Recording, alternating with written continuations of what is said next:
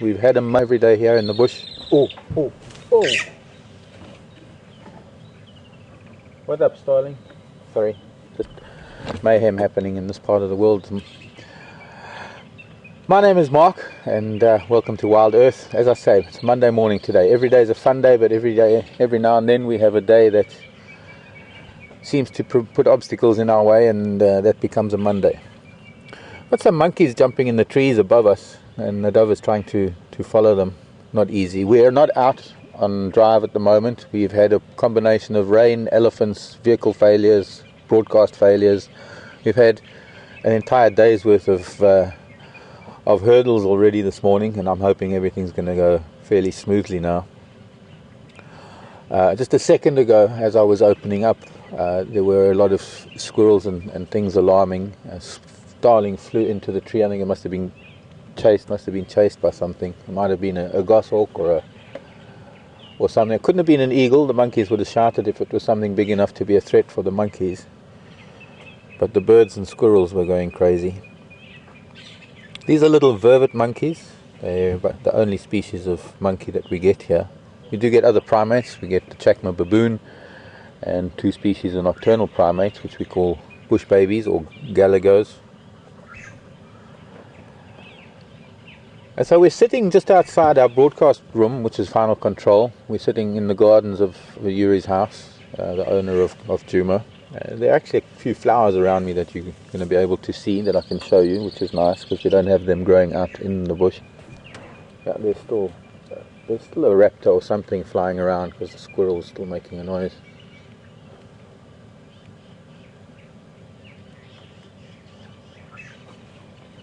So what we're going to do, we're going to be parked here for a while because we plugged in directly to FC. Something in the broadcast equipment's not working, so we're going to be we've got an umbilical cord running through to FC, which means we're going to be stopped here. If it starts raining again, we'll pull it under the cover, and we'll still be able to do this from under the cover. So it's going to be a kind of a question and answer session, and maybe we'll see something around us as long as we're out underneath from underneath the carport. We'll be able to show you a few things, swing the camera around a little bit. But for the time being, if we've got some monkeys or the odd bird to see, we'll try and put it on. I can show you a couple of flowers while we're here. There are some, I think I said that already, some color bursts.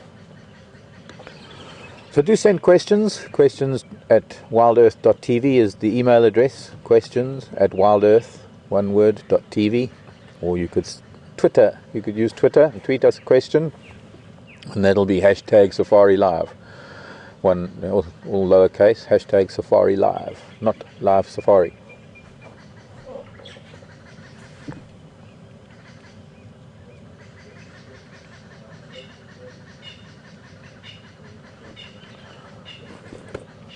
Kim on Twitter, yes, these are vervet monkeys. Kim is asking if these are vervet, and yes, they are.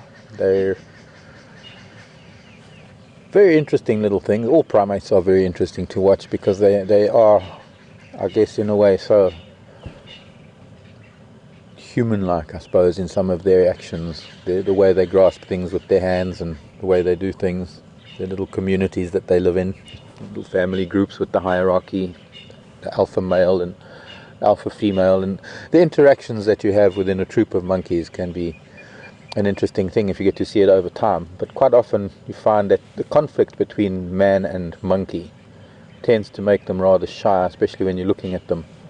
They will invariably invade a camp because they know that they can maybe get away with things. And here at Juma they have been known to raid kitchens. In the old days it was quite a thing to try and get our supplies into the kitchen before they could raid the delivery vehicle when it was offloading.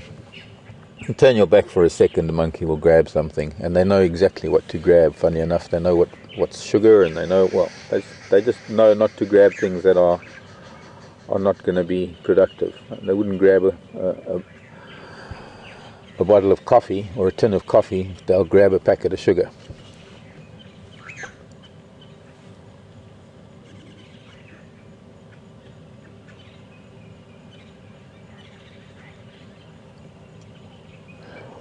Behind me, and I'm standing next to the jigger at the moment, we've got lovely greenery behind me, and I suppose I could say the first flower for you ladies out there this morning, or your evening, just behind me. And Dove, if you could zoom in on one of those bunches of blooms. This is a lovely blue plumbago.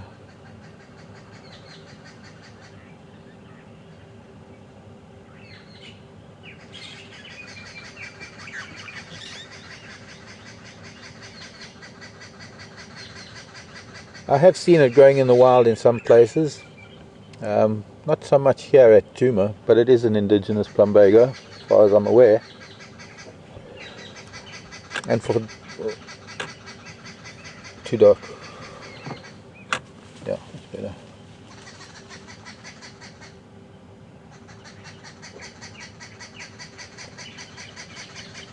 Maybe later we'll get to another colour.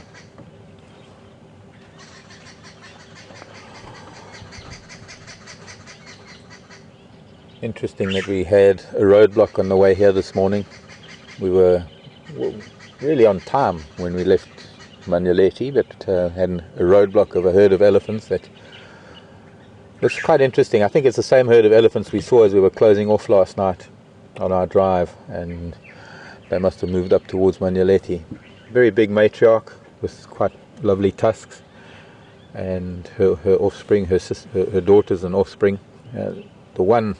One of the oldest daughters, I think it was, who was at the back of the herd, sort of blocked our path, and she was between the matriarch or rather, between her and the matriarch were all the youngsters, and I suppose she was protecting everybody. She felt it was her duty to make sure that we weren't a threat to the youngsters, so she turned around and faced us, and so we just had to switch off and wait until they decided to move off.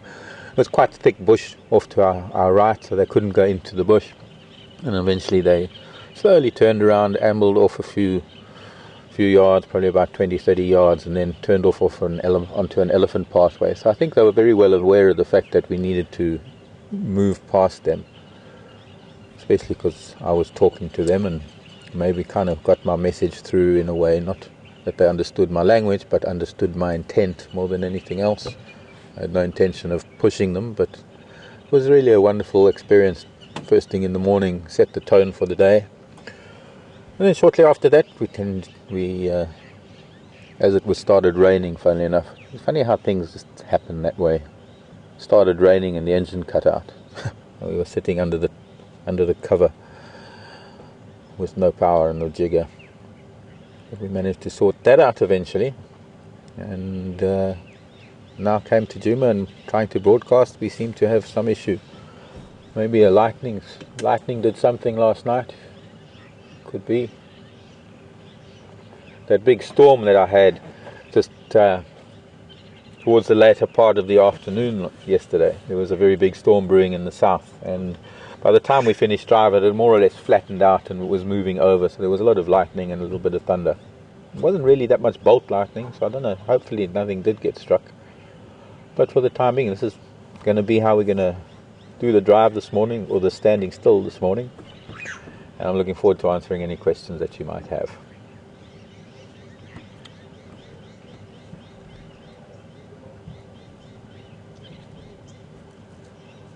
Eric on Twitter, very good question there. Do the monkeys ever eat meat like baboons?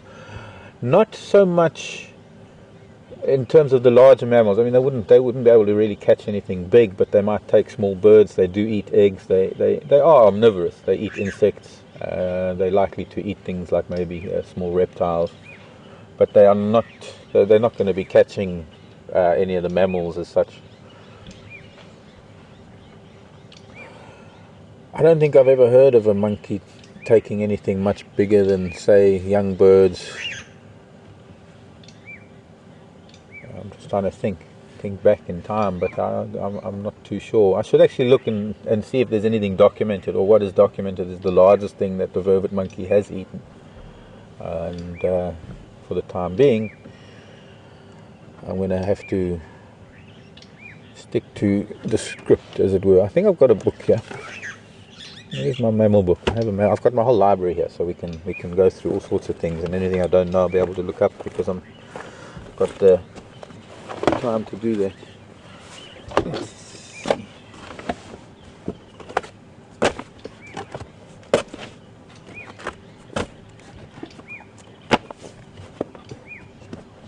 Just for interest's sake, let's see if Jonathan Kingdon has anything to say about the primates, about vervet monkeys' diet.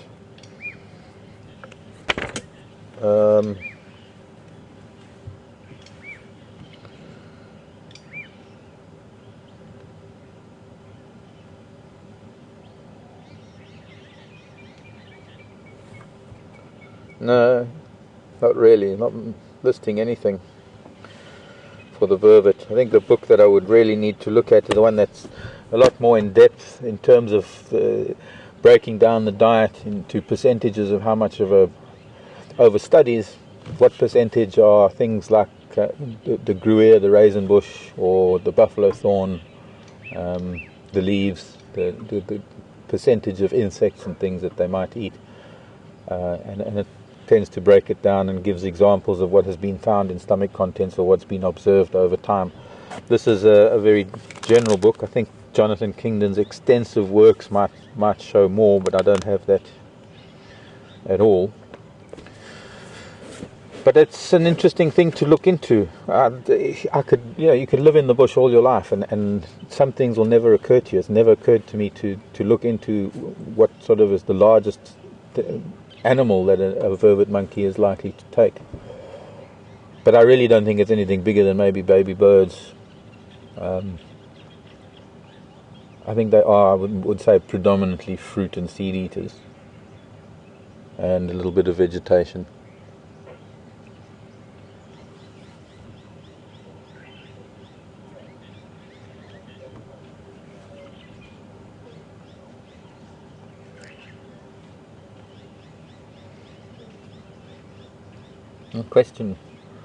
Question from Ben. Thanks, Ben. Wanting to know what sort of training I've had.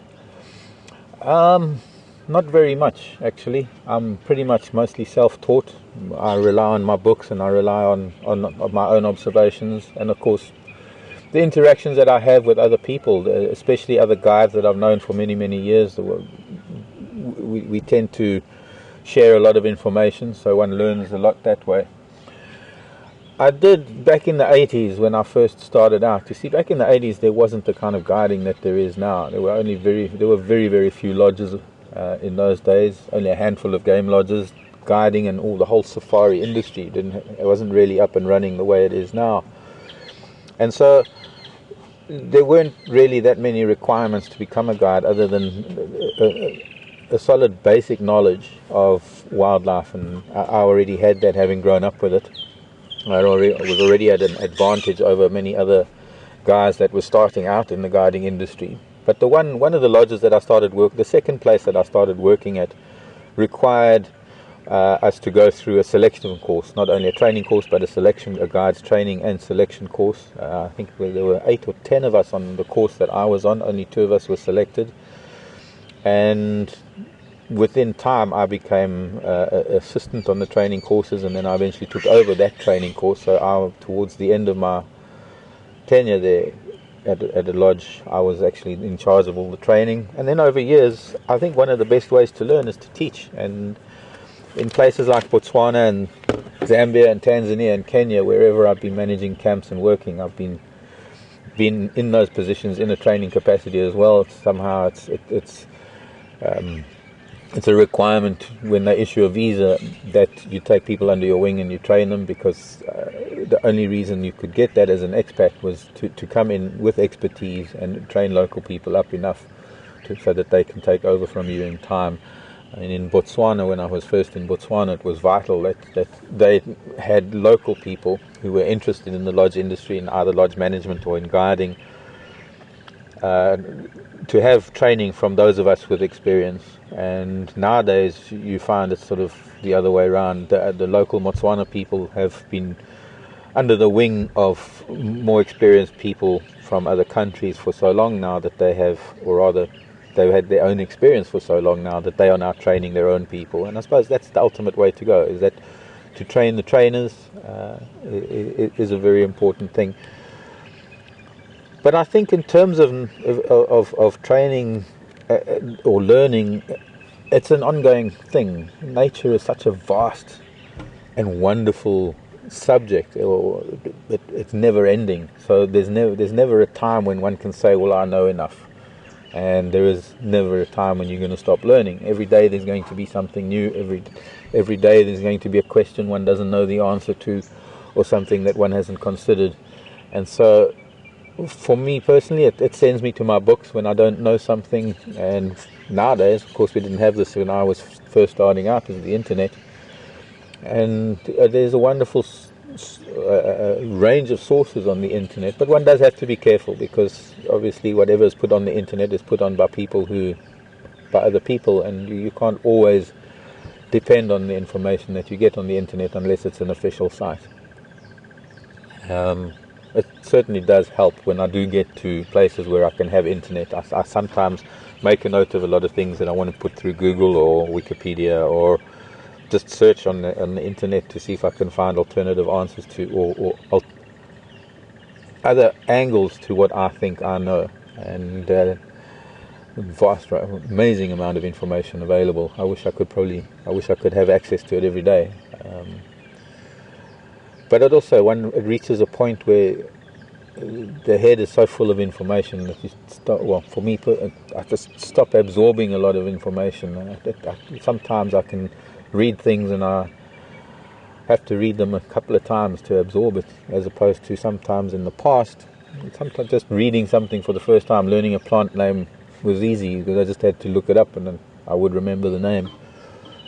Maybe it's got something to do with age and my brain not retaining the information so much anymore. I know I'm not old, but I'm older than I was, so things don't work the way they did 20, 30 years ago. Questions at WildEarth.tv, and I think it's time for another flower. There's a beautiful red flower just in front of the jigger.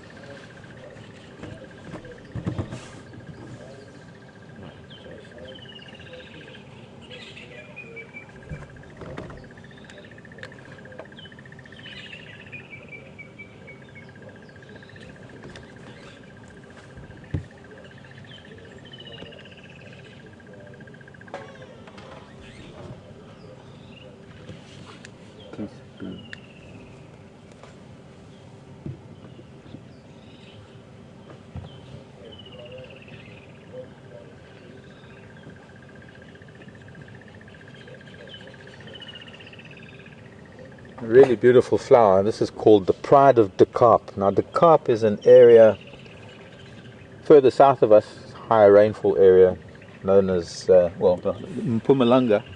Mpumalanga is the province. Mpumalanga meaning place where the sun rises. Mpuma means come out, and Langa is sun, so where the sun comes out. In other words, the easternmost province. And down near a town called Nelspruit or Bombela, and there's a little village, there's a little area there known as De Kaap. I don't know the history of or the reason why it's called De Kaap, which is Dutch for the Cape. Those guinea fowl are calling again. Anyways, not going to be able to go and see why.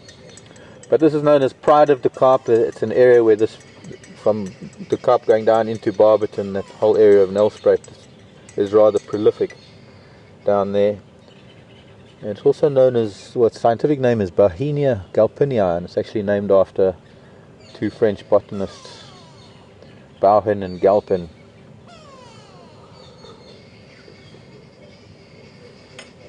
There are a number of Bauhinias, and they all have very similar flowers. Some pink, some white.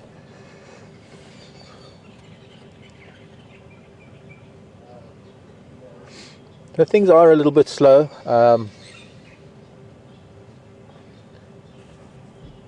It's never easy to just stand in one place and not have much to look at, other than a few flowers. There isn't much happening out there this morning. The heat and the temperature, the high pressure that we had yesterday is normally followed by something like this. When we have such a spike in temperatures like we did yesterday, an indication that a cold front is pushing a very high pressure system through. And when it's like this, it tends to sort of drizzle and then stop, drizzle and stop. Although it has been pretty dry since we arrived here. It seems to be the rain. It decided to rain while we were driving here, and then as soon as we got here, it stopped. It does look fairly dark to the south. That's where the rain is coming from, and we just have to keep an eye on that.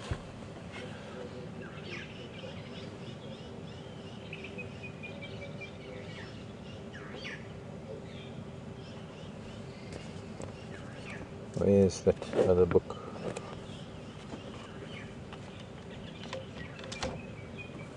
Questions at WildEarth.tv. I can't reach it, I'll have to get in later. I normally have lots to say. At the moment I'm a bit lost for words because I'm itching to go out there. Especially having seen elephant this morning, found leopard tracks, could be Mvula out on quarantine. The guys are talking about lion on Gowrie Main, but evidently there's a buffalo kill on Little Gowrie, so they might have been out on Gowrie Main to go and look for water and then on their way back to a kill. So we're not going to be able to get to that kill even if we're up and running, because it's on a property we're not allowed to have access to. But what might be interesting is that if they do finish the kill, we might be lucky that they're going to come over this way afterwards. Time to do some hunting on Juma, I think, because we haven't seen something this side for a while. With the guinea fowl calling in the background, it could be that the cat whose tracks they were, if it was Mvula, they were fairly large leopard tracks. Could be him that's still moving around. Or it could be an eagle, the reason why the squirrels were shouting earlier. I'm not sure. Monkeys haven't said a word, and normally with them up in the trees, they're one of the first to see something. They've got very good eyesight, and they do keep a watch all the time, especially from here looking out onto the open area we call quarantine. If there was something there, we would have heard the monkeys. So I'm still thinking it might not be the leopard that's upsetting guinea fowl. It might just be eagle or a smaller raptor, or even a small cat, African wildcat or something.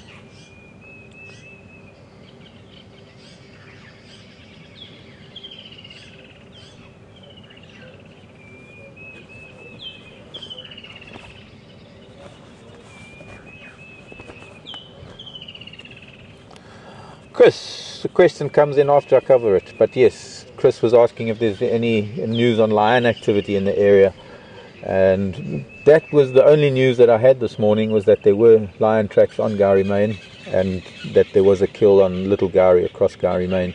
As far as roaring is concerned, unfortunately we're not here all night. Once we close off in the evening, we have to hoof it back to Manyeleti. We have about a 40-minute drive sometimes, depending on who's in the road, sometimes a bit longer. But we normally have quite a long drive back to Manyeleti. It's quite a distance away. So whatever lion there are roaring here, we wouldn't hear it. And I don't get to see anybody from Juma in the morning. And so I don't really know what has happened overnight. I think, if anything, some of the viewers of the waterhole camera are the best ones to ask whether there were any lion roars during the night. We did have up in Manyeleti, I believe, there was some lion roaring. I didn't hear. I think I was lights out. The rooms that we're staying in are fairly well insulated in terms of sound, and strangely enough, when I was lights out, I was lights out until the alarm went at 4 this morning, so I wouldn't have heard it if it was even roaring outside my bungalow. That even happens at home sometimes. I mean, sometimes I'm fast asleep and I wake up in the morning and I find lion tracks just off of my doorstep, and I didn't even know they were there. There are even times that I'll wake up in the morning and I'll walk outside and there'll be fresh mapani leaves and branches in the drive or around my Land Rover from an elephant feeding on the mapani trees, and I would have slept through it. I tend to use the animals as a security blanket. As long as I've got animals around me, I feel safe and secure. For me, it's my security force. I know that as long as there are elephant and lion and things wandering around outside, I'm no threat. And for me, the threat comes from humans. I'm very wary of humans with ill intent.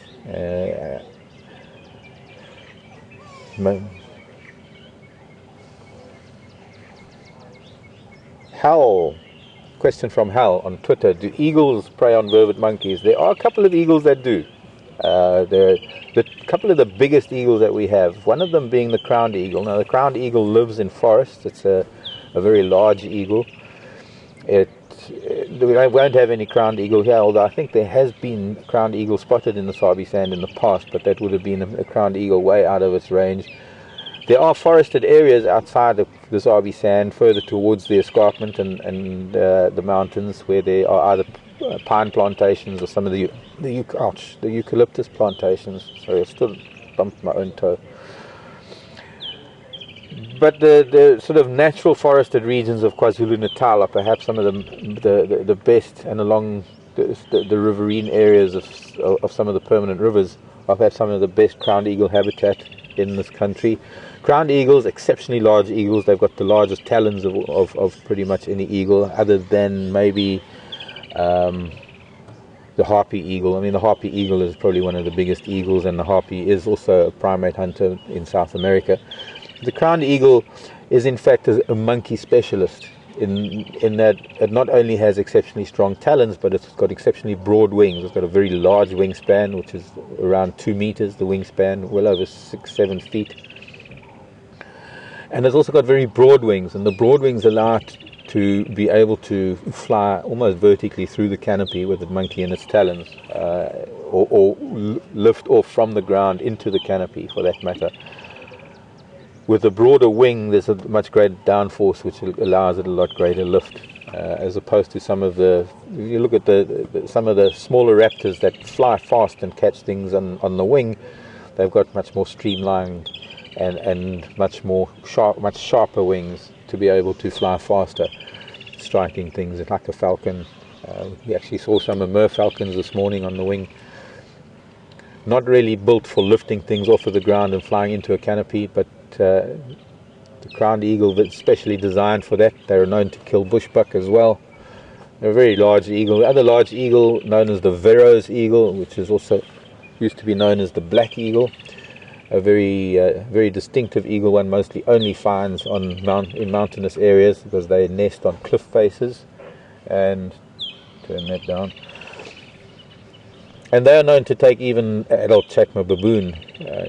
They're known to knock them off of ledges, strike them in the back of the head, kill them instantly. They don't necessarily have to fly away with them. They could kill them and then land and eat on the carcass where they kill them. But I'd say those are probably the two main species of monkey killers. I'm not sure if tawny eagles are perhaps another one of the larger eagles. I'm not too sure if tawnies have been known to take vervets. I would imagine that maybe they would, if they could, get juvenile vervet monkeys. And I think that's about it as far as primate killers are concerned. Excuse me.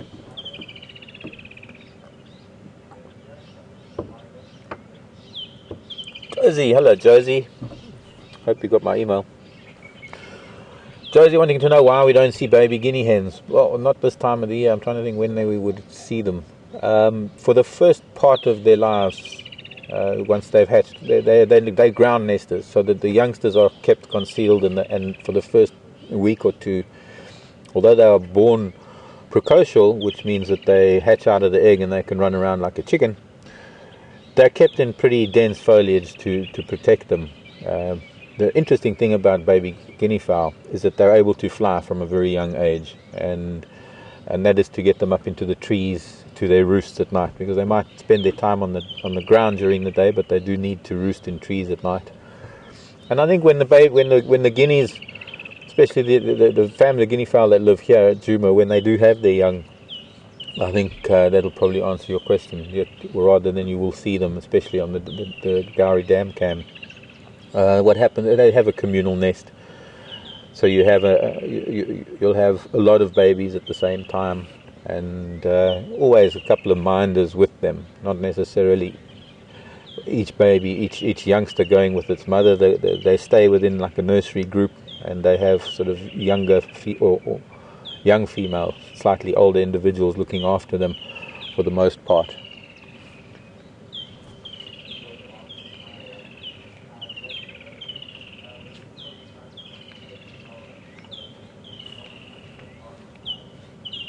Bob in Iowa, I think I got that question. Does an elephant with a damaged trunk communicate as well as an elephant with an undamaged trunk? Well, very much so, because I think the communication, the vocal communications that elephant engage in are actually from a vocal cord, which is in the throat, the same as ours. It's a vocal cord. I suppose the way that, or the difference in physical communication, that's where the difference comes in the tactile communication, to put it that way. I think that's where they might miss out a little bit. They don't have the fine, or without the tip of the trunk, they can't really physically communicate the way they do. The touching and the caressing, that intimacy that a trunk allows them to do, I guess they're limited somewhat in that. But in terms of vocal communication, I think it's pretty much the same with whether they have their full trunk or whether they have a damaged trunk. So I think that the elephant that we saw yesterday with the broken trunk, or the piece of trunk missing, I think he'll be fine in terms of communicating with others. I think possibly they do see an elephant like that as somewhat handicapped. I've known elephants that have had the tips of their trunks missing to be helped by other elephants, branches broken, things like that. So I think that the other elephants, with their intelligence, they do recognize the fact that their family member or relative, friend, whatever it may be, is somewhat at a disadvantage, and they do assist where they can. Just having my green tea this morning too, by the way.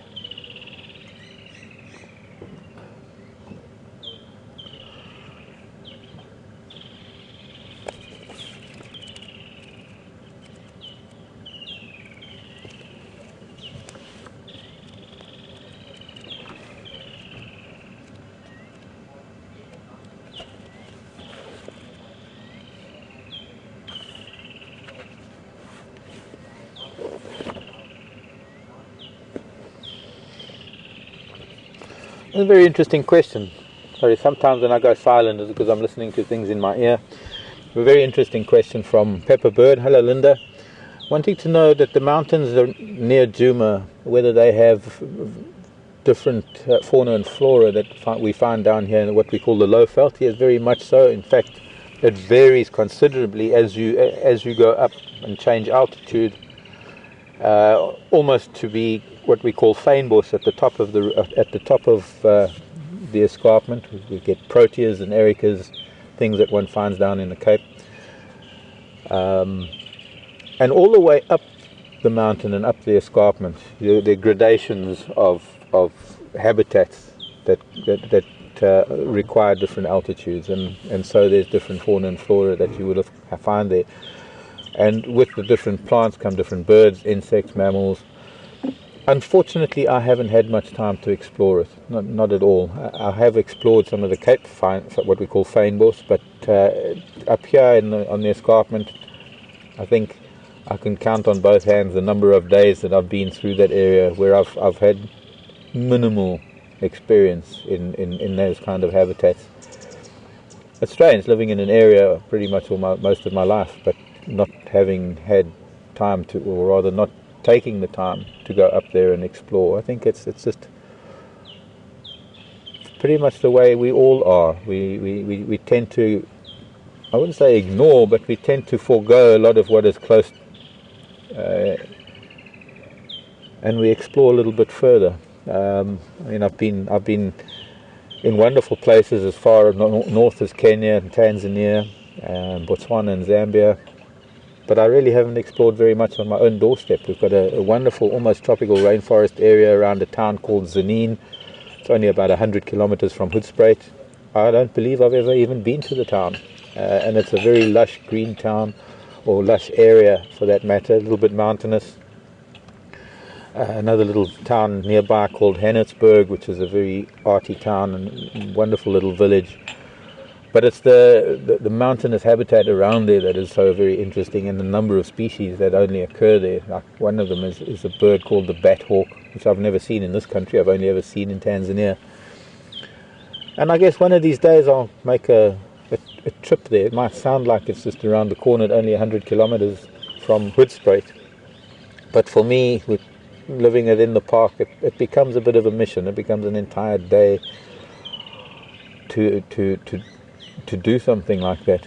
And I don't know, I guess I've got to make up my mind one day and actually take the time. When I do something like that, it'll be important to do it with somebody. I've spent so much of my life and my time exploring areas on my own, and sometimes it's just nicer to have someone with you to be able to go and explore new areas, just so that you can share new experiences.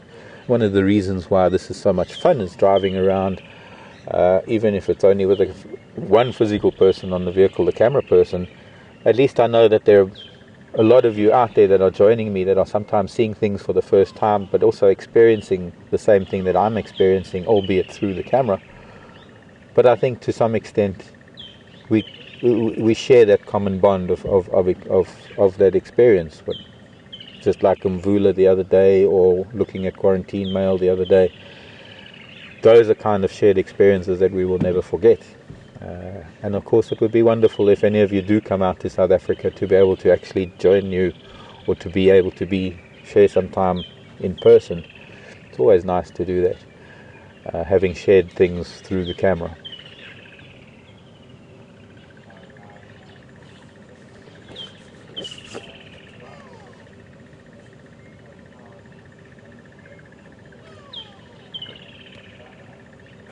Rava on Twitter. Hello, Rava. Just by the way, Twitter, you can send us questions. Hashtag Safari Live is the Twitter name, or the Twitter thread to follow. Hashtag Safari Live, and questions at WildEarth.tv is where you can email questions. But Rava wanted to know what the protocol is for naming leopards here in the Sabi Sand. As far as I know, and I don't know if it has changed, but this is the way it was several years ago when I left, having just named a couple of leopards. The person who first finds the leopards, I don't know, I've got to remember this now. Normally the person who first finds the cubs gets to name them, but then there's also some protocol that the person who's been there the longest gets to name them. I need to find out from the guides at the lodges. Generally, people like us wouldn't get to name leopards. I was very lucky that I think we were one of the first to see Karula's cubs, Shivinzi and Shivambalana. I named Shivambalana. I can't remember who named Shivinzi. But just before we left, I was asked to name the little boy. And sadly, as a cub, he had a lot different behavior. He was a lot more shy as a cub. He was always behind his sister. His sister tended to dominate him. So I called him Shivambalana, which is the name for the emerald spotted wood dove in Shangaan, because he had that sort of shyness and subtlety to him that reminded me of the emerald spotted dove. But I think it's pretty much the same now. The guides who have been here the longest are the ones who get to name them, and there's a sort of a roster, not a roster, but a time period that you have to go through to be able to get to name the cubs. I don't know who named the last set of cubs. I haven't been here for 3 years, so I need to catch up with the guys. I'm going to be having meetings with some of the guides soon. I'm going to be phoning Arathusa. I need to meet up with those guides, and I'm hopefully learn a lot more once I can sit down and have a chat to them, and maybe establish or rather find out in more detail how the guys do name the leopards these days, and see if they stick to the old protocols. Mouth is getting dry.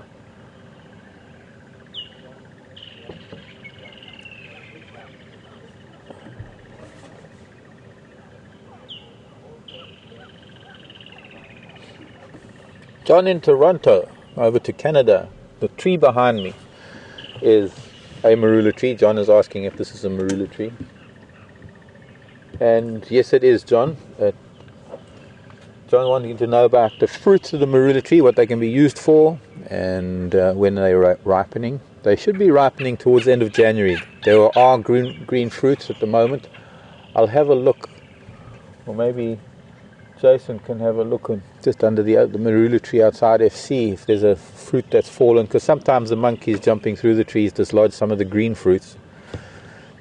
And wide variety of uses, the marula fruit. Not only eating them when they ripen, they're really delicious, very high in vitamin C, but they are also, you can make anything out of them. You make jams or jellies, liqueurs, juice. You can pulping it, you can extract juice out of it. The juice can ferment. Thanks, Jay. The juice can ferment and become a marula beer. Very, very common for the local people, the Shangaan, to make marula beer in January, February. I should find a knife so I can cut it open. But here, let's put it where we can, because I'm going to move my hands. Maybe just put some fruits there next to the wheel. But these are green, so the pulp hasn't really begun yet to thicken. This one, you can see the squirrel has already started trying to get into it, chewed the leathery skin off of it, trying to get to the actual fruit inside. Now, there's a very big nut. The actual nut of the marula itself is very large. So I'm going to take this one that the squirrel's been eating on and try and open it a little bit for you, give you a cross section of what the marula fruit looks like. Well, it's more like a stone, because the actual nuts themselves within the stone are also used. I mean, there's so much of the marula tree that is used. The bark, or the inner bark rather, of the marula tree is very dark and it stains red, so it is used in the dyeing of materials. It's also very good.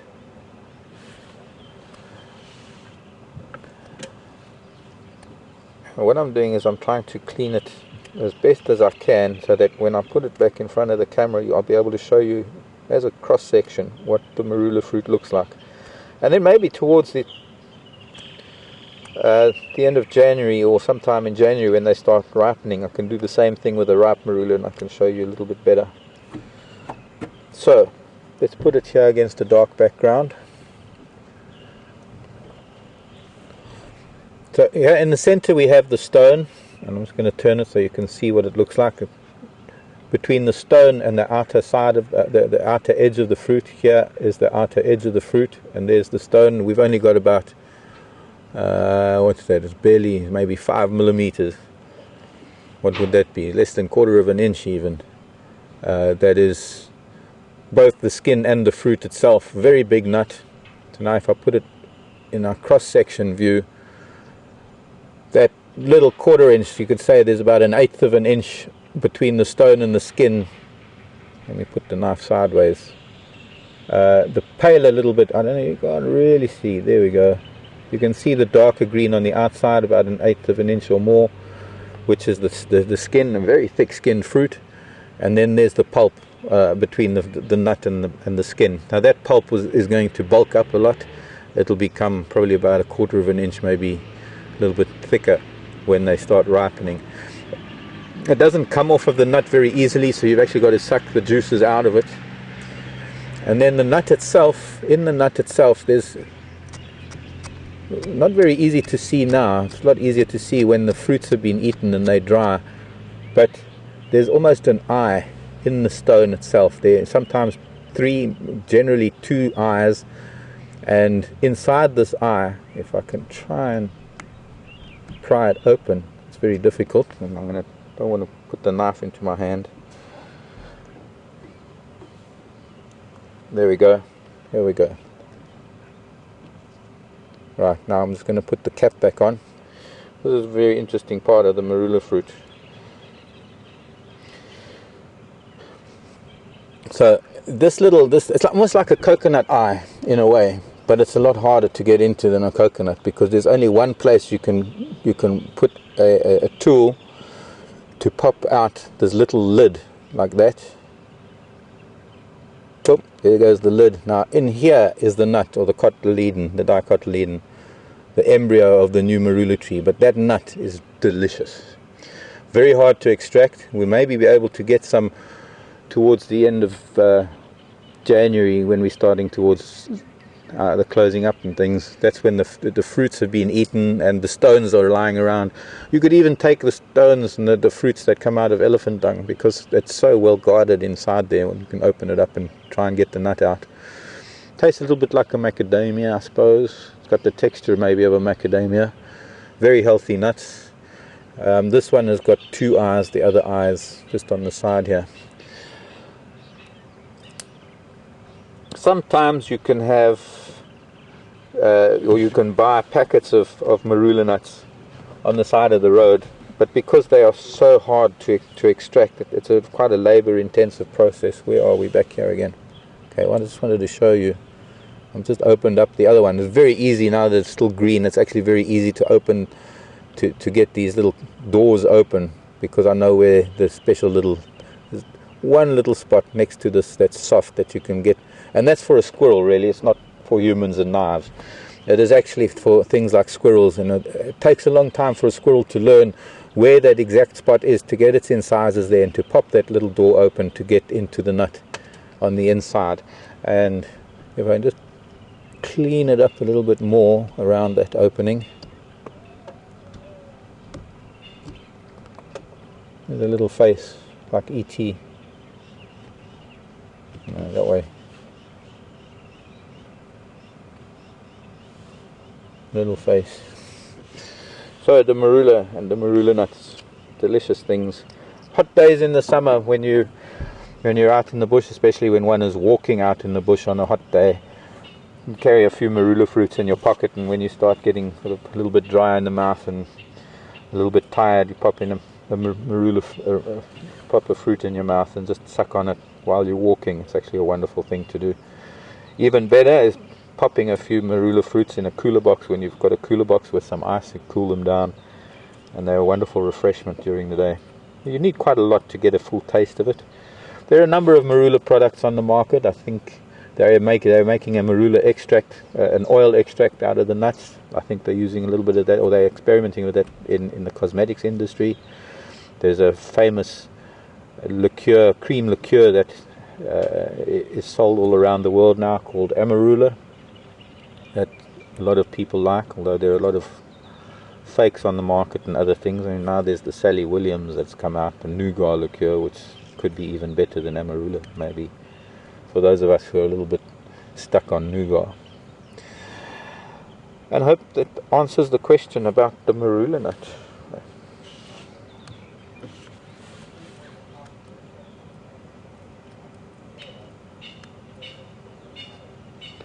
Sarah in Ohio. Hello, Sarah, from Montreal, from Canada to Ohio. Wanting to know, is there a certain part of the marula tree that is an antihistamine? Thanks for reminding me about that, Sarah. I would call it an antihistamine, but what it is it's a relief from certain things. Not quite an antihistamine. I wouldn't really call it that. I know we get hairy caterpillars here, and in the back of the very final segment of a hairy caterpillar, there's a little tuft of very, very fine hairs that are used as a defense. And sometimes, if it falls on you, it gets in your collar, or it gets onto your skin and it gets brushed off, one can get those hairs into your pores, and it becomes almost like a rash. It becomes quite irritating. And as far as I know, that inner bark of the marula tree is one of the only things that relieves that sort of rash, or that irritation from the caterpillar hairs. I'm not too sure how well it would work as a general antihistamine for insect stings or bites. I've never really tried it for that. I just know that it does bring relief for hairy caterpillars, hairy caterpillar rashes. I want to get, this has got a third eye, this particular marula nut. but I'm scared to put it's really an awkward angle. It's wonderful watching baby squirrels trying to learn how to get the marula open, because they don't really know where the eye is, and so it's easy to see when you find marula nuts on the ground, and it's easy to see that it's a baby squirrel that's trying to get it. There, now that I've got the third one open, you've got a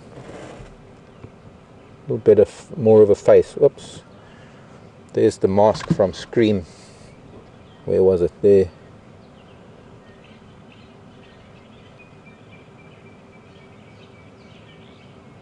Or E.T. It's a bit slippery because it's still wet and green. There you go, squirrel. I've opened a nut for you. Can't wait for them to ripen. Because right now I'd probably have one in my mouth because all the talking makes me a bit dry. So where else? We got a white flower to our left, but I don't know if we're going to be able to. There's one little one there. It's almost like a jasmine family. It looks like a jasmine flower, but it's not. On this Carissa bispinosa to the left, yeah, somewhere there's a bunch of flowers, but you'd have to find one.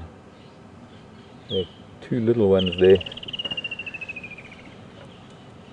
It's known as a num-num, or Y-thorn, or just Carissa. Can you find a flower?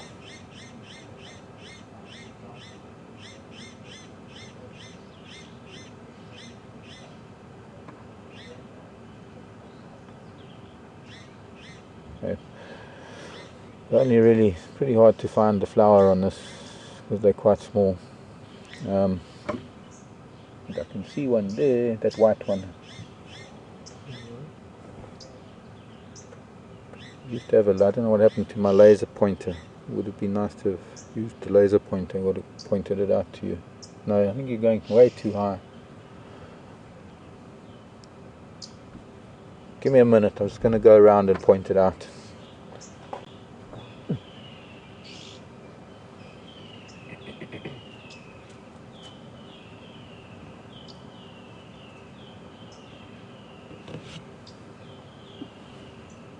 You get it, Marc? Yeah.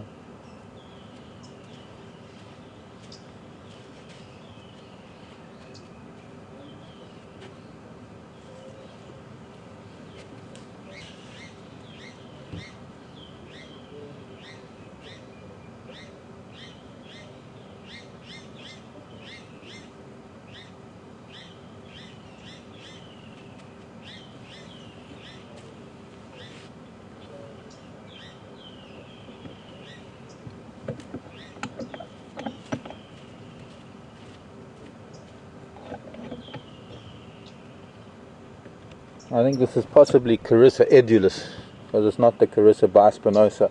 Bispinosa referring to two thorns, or two spines rather, because this is a spiny tree, not a thorny tree.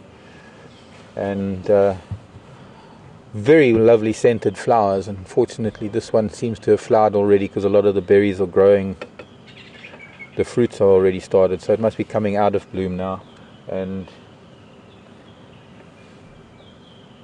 there are just a few flowers left. I can see a couple more right up on the top. But here is a fruit. Oops. Unfortunately, it's not ripe. These are really delicious little berries. Also very high. And there are a lot of things that are high in vitamin C. But that's so let's do it here. It's always nicer to do it with a darker background against the steering wheel. It's starting to get a little tinge of pink, but this will go red. And it is a very delicious fruit. Pop a few of those in your mouth. It's very nice. Spinosa meaning spiny. Here is one of the spines. Now another member of this family is known as the bispinosa. It's known as the Y-thorn. Halfway up the spine it splits into two spines. This is the single spined Carissa, which is most probably Carissa edulus. I should have a look in my book when I can. meaning the edible carissa, but they're all pretty edible. I know you can make jams out of them, but it's just nice to have a fruit that is a local, very much like the marula. It's just another fruit that you can pick when they're ripe, and they are delicious. At the moment, we've also got sour plums that are ripening out there. Once again, it's very, very high in vitamin C, and sort of it being a local, very much like the marula. It's just another fruit that you can pick when they're ripe, and they are delicious. At the moment, we've also got sour plums that are ripening out there. Once again, it's very, very high in vitamin C, and sort of it being a sour fruit kind of gets you in the jawbones. Speaking of plants and edible fruits and things, I had a question. I can't remember who it was from. I'm sure Jason will remind me about the medicinal uses of plants, and very much so. There are pretty much everything over time has proven to have some value to us in terms of either medicinal or other uses. And there are a number of things out there that that have been used by humans over time, and a lot of that knowledge has been passed on. Unfortunately, a lot of that knowledge is lost with the Western world taking over and modern medicine being in the forefront, and local or indigenous people tending to forego their ancestral heritage for the more modern world. And the question was whether I ever have used or would use some of these medicinal things. I would use as topical, yes. Externally, yes. I'm very reluctant to try things. I have a particular condition in my body that there's some things that would not be very good for me, and I don't know how my body would react to them. If I was a lot healthier, I would probably try some things like emetics,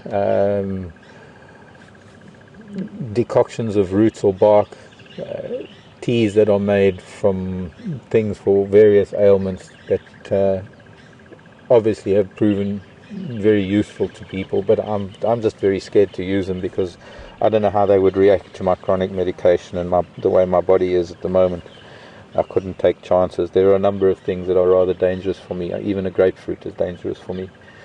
So without really that much knowledge of the contraindications of taking something herbal, because I can't have things like echinacea, ginger and garlic, and some of the things that are used, some of the more domestic things that are used medicinally, I can't really have some of that. So personally I wouldn't, but yes, some people do, and there are still herbal doctors out there, tribal doctors out there, or herbalists, traditional herbalists that collect things from the bush and administer them to patients with great effect.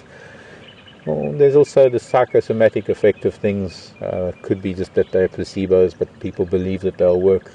But over time, hopefully, some of the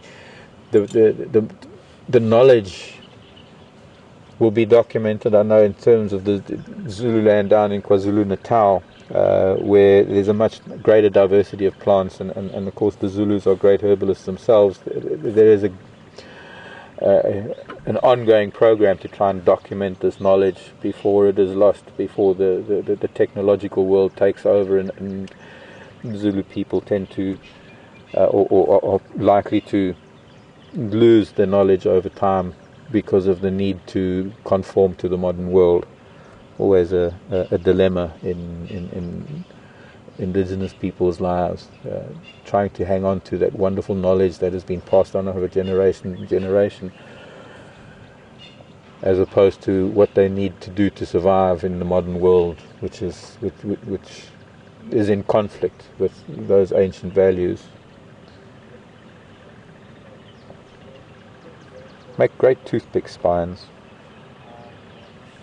Exceptionally hard. I don't know if you remember, so those of you who weren't with me the other day, there's a distinct difference between a thorn and a spine, and spines are very woody. They're actually a modified branchlet, and so they are very woody, as opposed to a thorn. In fact, where is an acacia? I don't think there are any acacias down here other than the fever trees. I know there's a piece just outside the gate because I stood on it and the thorn went almost through my foot. But The thorns that we see on the acacias and some of the other trees that are thorns, modified leaves, are actually hollow, and they're very brittle, so they don't really work very well as toothpicks. But there's a spine that does. That's my toothpick.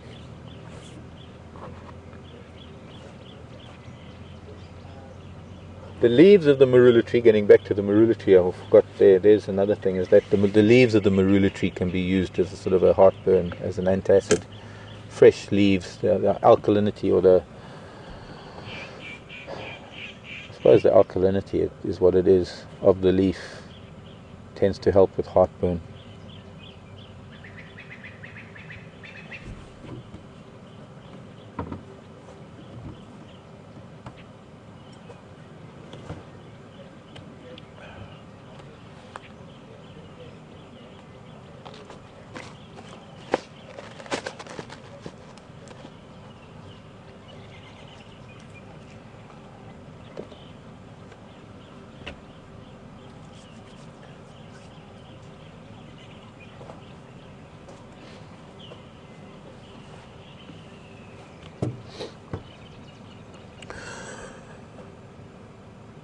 Questions at WildEarth.tv, hashtag Safari Live. I'd like to be able to chat to you some more and see what else we can talk about.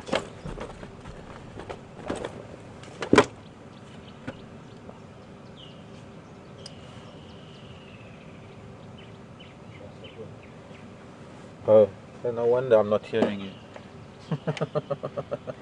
I'm waiting for questions to come in, and the reason why they're not coming in is because things don't go from there to there without wires. That's not wireless. There we go. My umbilical cord is back in.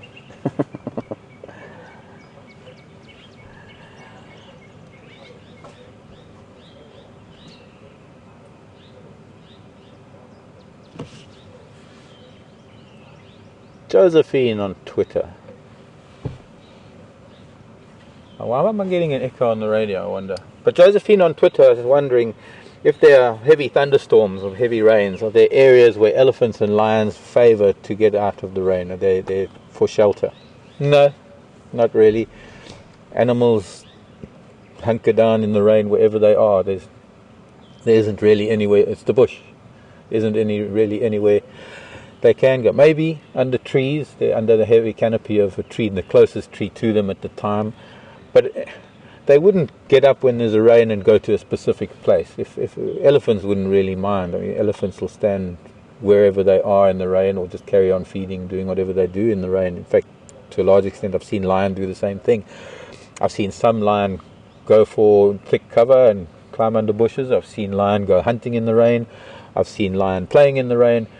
This is a behavioral question, and when it comes to things of animal behavior, what one lion does one day, another lion will do. Let me try and rephrase that.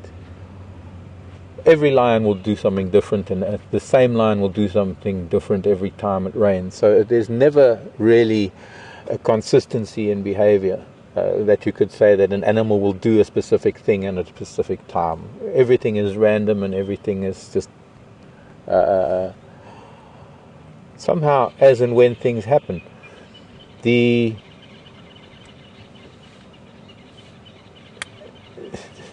concept of rain is part of nature. It's not.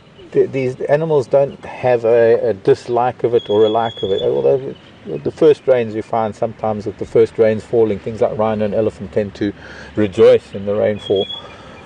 But they accept it as a part of their lives, and sometimes they just carry on doing what they're doing. But there's never a very specific behavior that you will find over a population. You can't generalize. You can't. So I guess the answer to that is no. Simply, they don't have specific places in rainfall.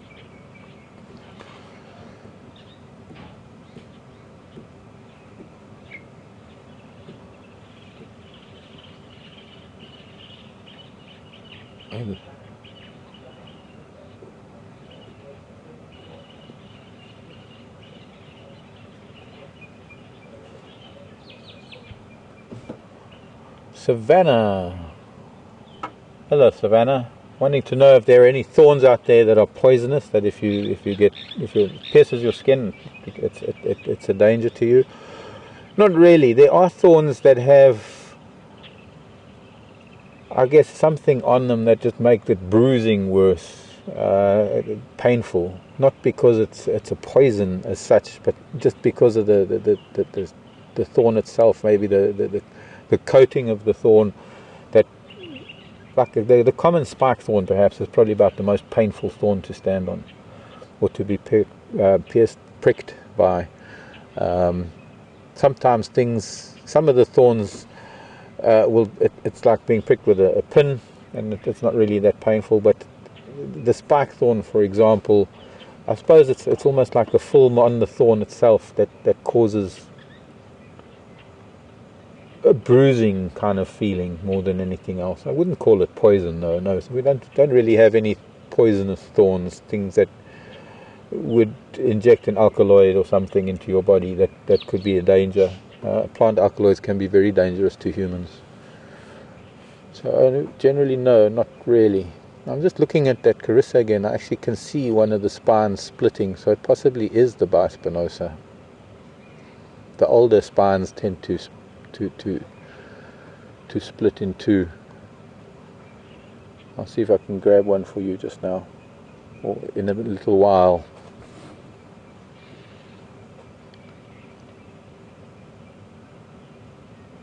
The sky seems to be lifting a little bit, but that's what I've often said, and then the next minute another wave of rain comes along. We've been lucky so far. We haven't had any more rain. He says as it starts drizzling. Yeah, starting to drizzle a little bit. We'll see if it gets any worse. We'll have to pull it under the cover, and then I'm not going to have such a great background anymore. But so far we're okay. Just a little bit of drizzle.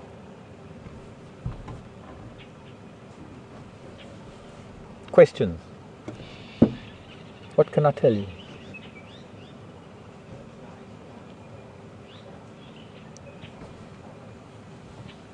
Yes, Mark, it is. Mark wanting to know if this is a giant land snail in my dashboard. Yeah, I meant to talk to you about it the other day, actually. Achatina, it is called. The giant African land snail. This is a small one. Mark is in Cape Town. I remember Mark, I think. Mark, aren't you a viewer from the past?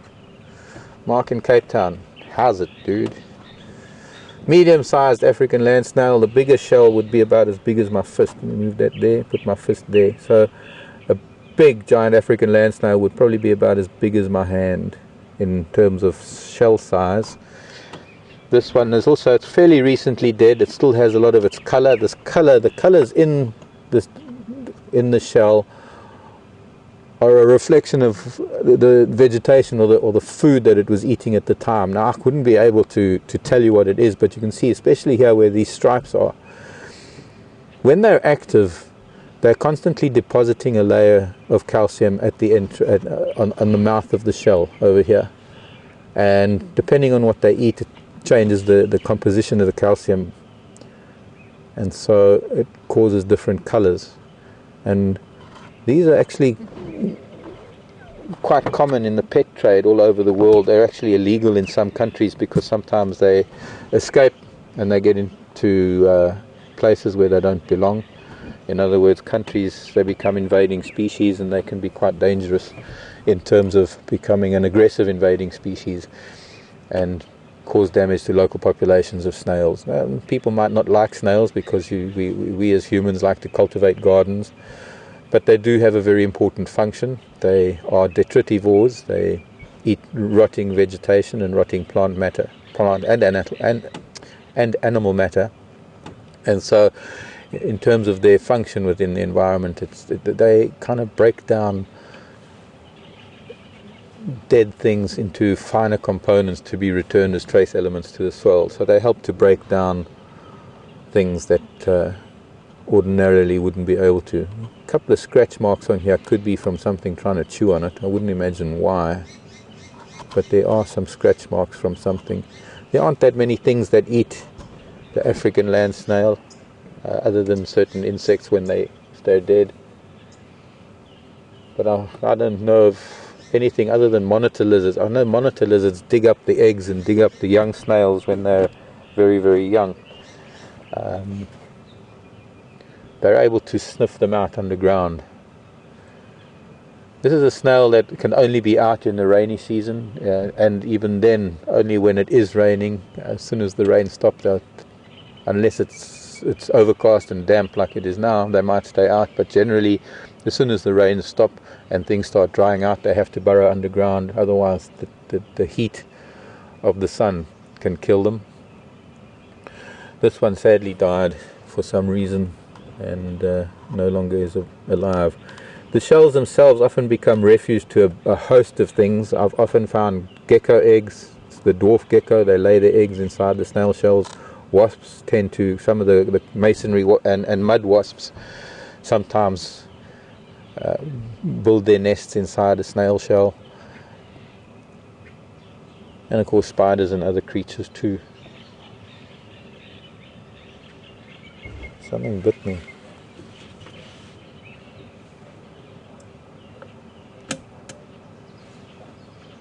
Josh on email. Hello Josh. Have I ever been charged by an elephant or any other email? We're going to have to move. Hi Pips. Are you going out? Yeah. Okay, I'm going to just... Yeah.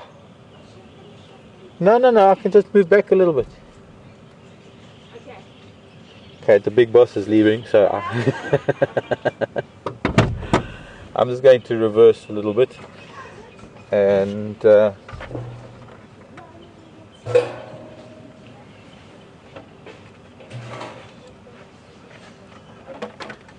we'll get back to that question shortly.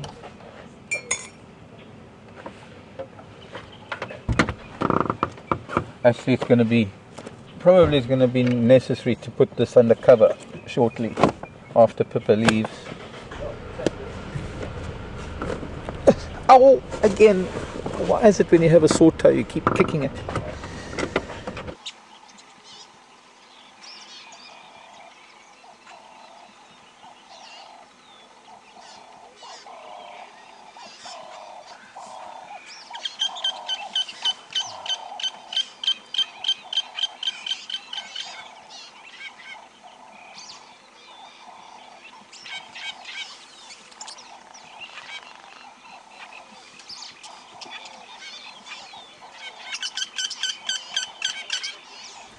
Hello everyone.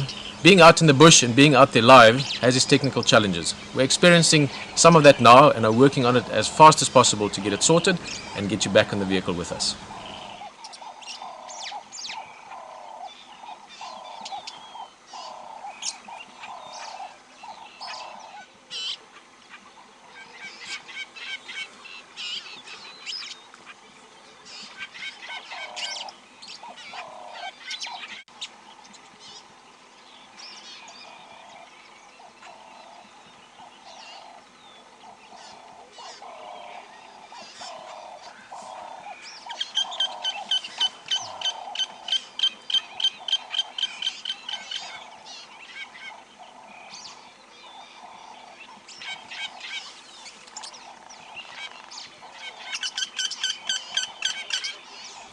Hello everyone. Being out in the bush and being out there live has its technical challenges. We're experiencing some of that now and are working on it as fast as possible to get it sorted and get you back on the vehicle with us.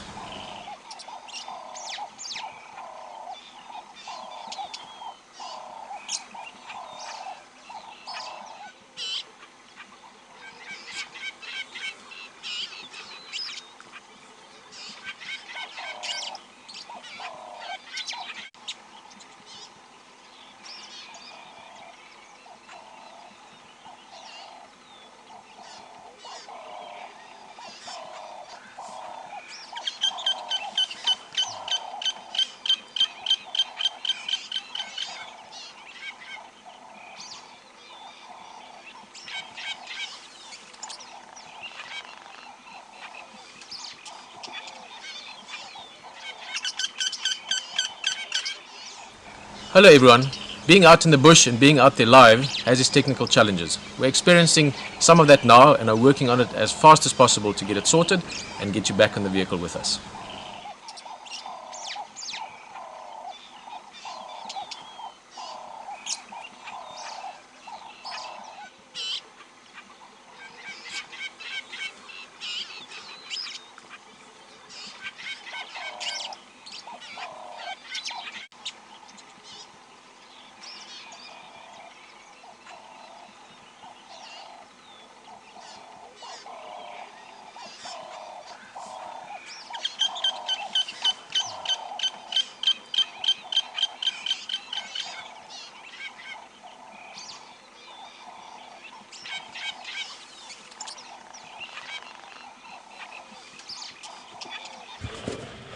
Welcome back.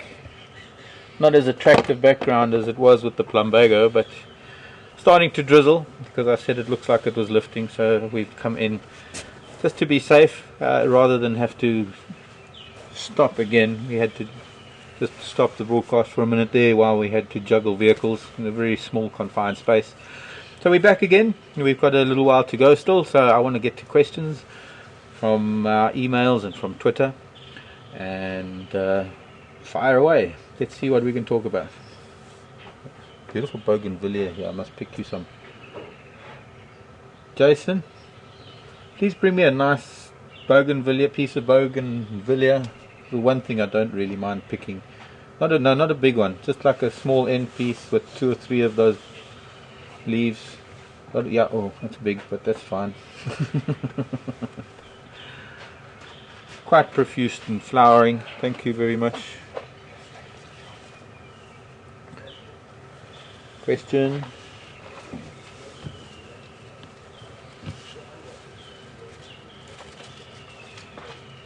Jody in New Mexico. What animal creates the popcorn smell? Leopard. Leopard's territorial spraying. There, does that look pretty enough? Jody, yes, the leopard. When leopard spray marking its territory, very distinct smell.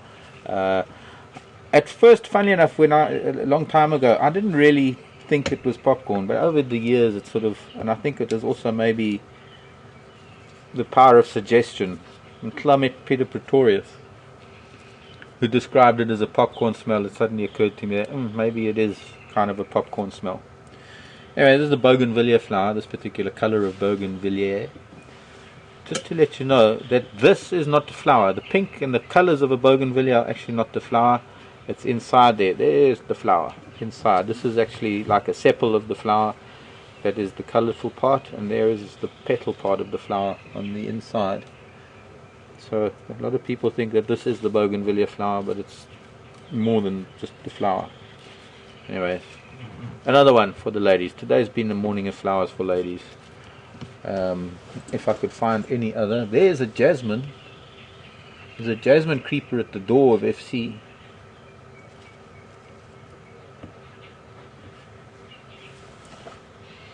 And it's very unattractive. Here's a rather, I wouldn't say unattractive, but this is just a different color bougainvillea. Sorry. Slightly smaller species of bougainvillea, just a slightly different color. Maybe not species, it's a different cultivation of bougainvillea. And you get oranges and reds.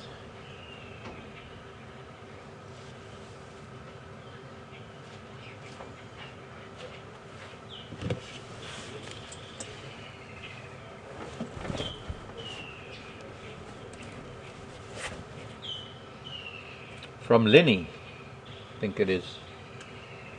I can't maybe get that name right on Twitter. And I was answering, I think it was John's question, somebody's question about elephant charges. Maybe we'll pass on that one, or we'll get back to it. This question is about, have I ever encountered any poisonous snakes? Or been bitten out in the bush? Well, yes, all the time I have, but they're not poisonous. Let me just emphasize here, snakes are not poisonous, they're venomous. It's snake venom, not poison. poison is something that if it enters your skin, and poison is something you ingest. Venom is something that things have as a defense. Poison is something that you can ingest, and it can hurt you it can kill you from the inside. So venomous snakes, yes, all the time. I have venomous snakes at home. I have worm slung and vine snakes that live around my house. I see them fairly often. Occasionally a puff adder. I occasionally encounter black mamba on walks or drives. Just because they're venomous doesn't mean that they're out there to get you or bite you. I've often, even on walks, encountered venomous snakes, but they tend to want to go their own way. In fact, they're very, very shy. They're scared of humans, probably more scared of humans than we are of them, or some people are. So, generally speaking, if you give a snake its freedom or freedom to move, and you give it its space, there's no reason why it should bite you. And funny enough, most of the people that are bitten by snakes are people who handle snakes. And that is when I have been bitten. I've been bitten by a cytotoxic venomous snake, which is got the same venom as the adder or puff adder, the snake known as the burrowing asp, or the side stabbing asp, burrowing adder. It used to be known as a burrowing adder, but it's not really adder family. It just has venom, the same venom as an adder. Extremely painful, causes localized necrosis at the site of the bite. I've been spat in the eye by a spitting cobra. That's about as far as it goes. Other than that, nowadays I'm very, very careful. If I have to handle a venomous snake, I'll handle it with the proper tools. I'm very reluctant to handle venomous snakes with my hands anymore, on account of I wouldn't really survive very long should something happen. But generally I tend to leave them alone. It's a different story when they're inside a building or inside a house and they have to be removed. Then one would have to use proper equipment, snake tongs and snake sticks. I've made my own. It's very easy. Put a little piece of pipe on the end of a stick and make a loop with a piece of string through it. Sometimes all you need is maybe a 2-inch diameter pipe, length of 2-inch diameter pipe, and you can put that along the skirting of a house. Block off one end. The snake sees a dark hole and it goes for the pipes, and then you just have to close off the pipe. Sometimes just catch something in a pillowcase. But generally I tend to leave them alone, especially the snakes that I live with at home. I get to know them, they get to know me, they get to know that my moving around is of no consequence to them, so they become a little bit accustomed to my presence, and it allows me to watch them. I have a vine snake that lives around my house. I've watched it hunting lizards, I've watched it hunting snakes. In fact, I watched it eating one of my other snakes one day. There was a juvenile sand snake that used to live around the house as well. They used to see on a regular basis, and the one day I found the vine snake eating that snake. The way things go, it's one of the reasons why one doesn't really get emotionally involved with animals, because there's always going to be something that's going to eat them, and then conflict arises because I like the one that's eating it as well. Just the interaction, I guess. As long as you don't interact with the wildlife, they shouldn't do anything to you. And whether it's a venomous snake or a non-venomous snake, you should still treat it the same way. We don't really have a right to catch them and handle them and disturb them and stress them out the way some people do. And it's far better to actually allow it to carry on and doing what it's doing. If it's so frightened that it slithers away very quickly, so be it. But generally, if you're very careful around snakes, you can actually follow them and watch what they do and watch how they hunt.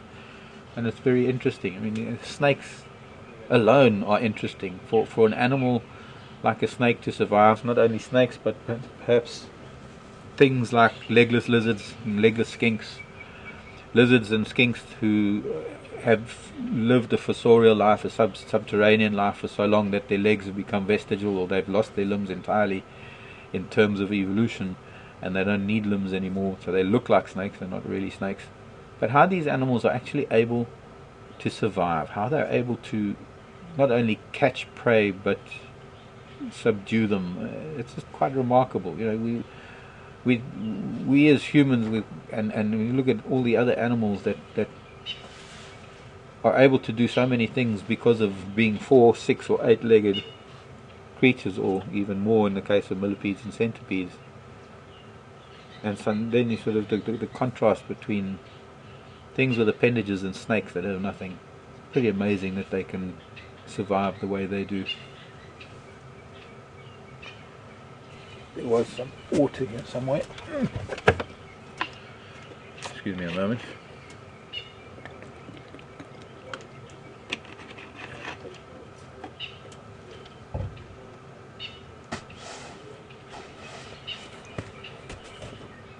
Okay.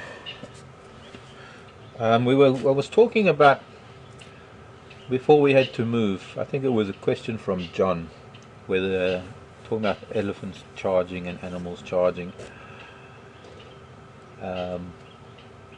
It's inevitable, I guess, when one spends as much time as I have in the bush, especially on foot in other parts of Africa, up in Tanzania and Kenya and Botswana. I think most of my time was spent on foot if I wasn't managing the camp or doing admin and stuff. But most of the time when I was out, I would be on foot, because one of the reasons why I would go to the places that I did was because I had walking experience and I could take walks and overnight walking safaris. And I guess it's inevitable that you're going to have encounters. Even my very first job as a game ranger back in the mid to late 80s, nearly 30 years ago, I was a rookie ranger. I think on my second or third day as a ranger, I walked into line and got a little what we call a rev. It's not a charge or a mock charge. It's just an aggressive reaction to your presence that an animal might show, which is just a show of force and a subtle message, or rather not so subtle message, for you to not come any closer and stop and maybe move away, that they feel threatened by your presence. We as humans have been part of the natural world for so long that animals know what we are. It's built into their DNA. We as humans, we have an aggressive posture, but we've also hunted animals for a couple of million years. So I think we are, as well as the fact that our eyes are situated in the same manner as a predator, on the two eyes on the front of the face, offering binocular vision to be able to, for the brain to calculate distance to food, which is constantly moving, as opposed to the prey species or the herbivores who have eyes on the side of their heads. So just our appearance to any animal is the appearance of not only a predator, but we come across as somewhat aggressive, and very often animals react. I've often had elephant react, but that is mostly because they feel threatened. Their space, their comfort zone has been invaded, and all they want to do is move you out of their comfort zone. So very, very often you'll find that when an animal does react in some sort of harsh manner, they don't really mean any harm. They're just reminding you that you're just getting a little bit too close. I have had a couple of I've had one very bad encounter with an elephant that put me in hospital, and I suppose that's about the worst of it. I've had some very narrow and very heart-beating moments with lion and leopard, where they've come at me in full fury, spitting venom, as it were, claws extended, teeth bared. But those are times when, being on foot, you don't know that they're there, and maybe sometimes being a little bit too quiet, not waking them up by the sound of your footsteps. When they do realize that you're there, you're a little bit too close, and all they're really wanting to do is just warn you, because maybe you haven't heeded the earlier warnings. Fortunately, never had to use a rifle, and fortunately never had any of them follow through on their charges. So up until now, I wouldn't say I'll count myself lucky, but one has to be very careful. One has to keep them in mind at all times, and has respect them. Unfortunately, sometimes complacency sets in with a lot of guys. I know that it did with me. It's the reason why I think maybe I ended up underneath an elephant once. I thought I could stop her charge by shouting her down and standing my ground, and I guess I was wrong. I guess I'm lucky to be alive after that. But that's what life is. I love them to bits. I wouldn't change my life for anything in the world. I wouldn't be able to live without an elephant in my life almost every day. And if I go a few days without seeing an elephant, I start getting withdrawal symptoms. It's like a drug for me. It's what keeps me alive.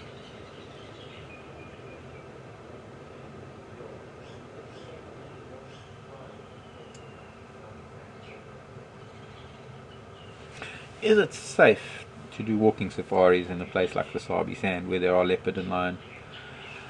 It is only safe, Jilly, this is Jilly in New York. Hi there, you're over in New York. Oh, York, not New York. Old York in UK York. Okay, sorry, we're going across the pond on this one. Sorry, Jilly, in York. It is not safe for you to do a walk in the Sabi Sand alone. If you don't know what you're doing, you're going to come across as a stumbling, ailing human being. No, maybe not ailing, but unknowing. Predator will pick it up. So I suppose in the same way that if I had to walk through York, or New York for that matter, actually I have, but I was scared stiffless. What, scared stiff? Not lift, stiff, yes, you know what I mean. I was frightened to some extent because I was surrounded by people.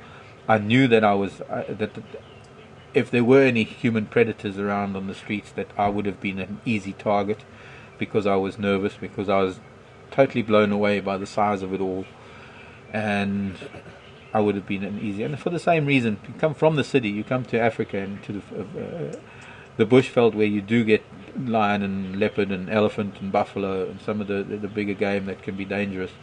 If you don't know what you're doing, you are your own danger to yourself. But in terms of going for a walk with a trained guide, a guide who's qualified to carry a rifle and he's qualified to take a walk in a Big 5 area, it is not 100% safe. You can't be 100% sure. But generally speaking, the guys know what they're doing. They're very well trained. It is important to maintain a familiarity with the rifle that is carried. It's law. It's a requirement that when one is walking with clients or walking with guests in the bush, it's very important that one carries a rifle. It also has to be a very high caliber rifle to be able to stop even the biggest of animals. And so the proficiency tests for rifle carrying are done every 2 years nowadays, or every year. I can't remember. I haven't done one for many years. I tend to do many walks with rifles in this country anymore. I tend to walk with pepper spray if I do walks, but then they're not paying guests and lodgers. It's other clients that in areas that are another story. But I'd say it's safe enough for you to have that experience. And if you're going to come to Africa and you're going to come on safari, I would say it's crucial. It's vital. It's important. It's imperative to do a walk. You have to experience. It's one thing to experience a safari on an open Land Rover or an open vehicle, and get close to lion and close to elephants. That is really, really magic, but you're missing out on so much, and there's so much more to experience when one is on foot, because you do get to see the little things a lot closer up. But it's just feeling it, just walking with things like antelope and giraffe. In fact, giraffe probably one of the most serene, one of the most tranquil and therapeutic animals to walk with, because they are so gentle and they pose no threat. I would even let people walk with giraffe on their own without a guide, if it was not in a Big 5 area, because I'm so confident that the giraffe wouldn't do anything. But they will keep their distance, and if anything, they'll constantly move away from the people.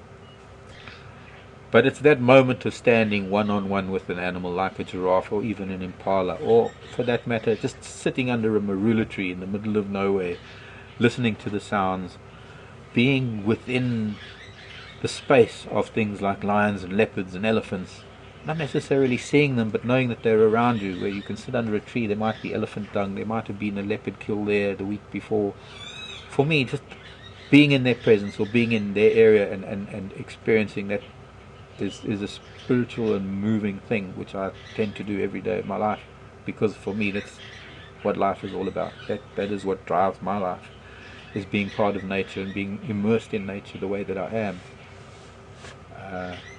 For some reason that makes me comfortable. That's my niche in life. That is, I know with no uncertainty, without a doubt, that when I'm alone in the bush, that's where I belong. And it's when I'm not alone, it's when I've got people with me that I want to share that very thing that drives me, that very thing that I feel. Sometimes it's hard to articulate. Sometimes it's hard to get people to feel that initially. It takes time for people to shake off that tension or that city feeling and absorb and accept the energy. That's what it is. It's the energy that nature gives you, the energy that you feel coming up out of the ground, and or that connects everything.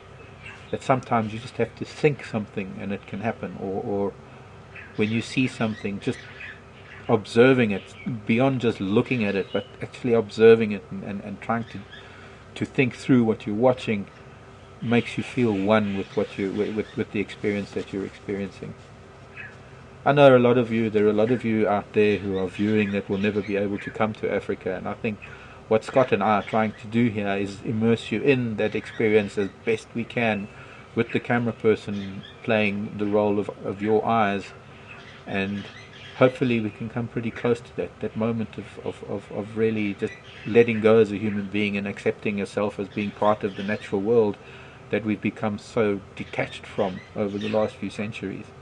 Just trying to get back to those roots, I guess.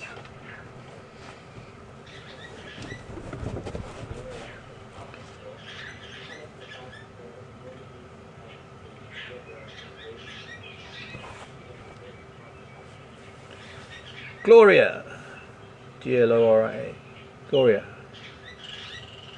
Van Morrison's Gloria. What a lovely song. Gloria wants to know about the wildebeest and the zebra migration in the Sabi Sand. Non-existent, doesn't happen. End of story. We don't have a migration yet. There might be seasonal movement, yes. They move, not necessarily just the Sabi Sand, because we're open to the Greater Kruger and we're open to Manyeleti. So yes, seasonally they might utilize different areas, but we don't have a mass migration. We don't have them all coming together. I don't know if you've noticed, but when we do see things like wildebeest and zebra here, they're in relatively small family groups. We don't have big herds because being the type of animals that they are, the open plains, they not only grazers, but they tend to be what we call plains game, and there aren't that many open plains areas here in this part of the Sabi Sand. Further down south there's some artificially cleared areas and some sort of wider open grasslands, and over the next couple of weeks, we'll be driving a little bit of Arethusa, and I know there's sort of one boundary road of Arethusa, one of the boundary roads where they neighbour onto another property. There's a most magnificent open grasslands. We're likely to find jackal there. I'm sure Peter or Hayden or even Scott might have taken you there already, but beautiful open grasslands. But even as big as they are not as vast as places like the Serengeti and the Masai Mara, which is actually all one area. They're just two countries a grassland that extends over two countries, and each country calls it a different thing. So when you hear of things like the Serengeti or the Masai Mara in Kenya, Serengeti in Tanzania, it's actually one place, and animals cross that boundary between the two countries all the time. But those vast grassland areas where the mass migration occurs up in East Africa, it's the dynamics of the grassland and the volume of wildebeest and zebra and topi and gazelles that require them to move with the grazing. Here in the Sabi Sand, it's a different story. These family groups will move to different open areas on their own. They won't join up with other groups to become sort of these massive herds. There's a place up in Zambia and that has a bit of a migration. Botswana, there used to be a huge wildebeest zebra migration until cattle fences were put up and tended to stop that migration. But yes, here in South Africa it's more seasonal movement by individual groups rather than the collective migration. It doesn't happen.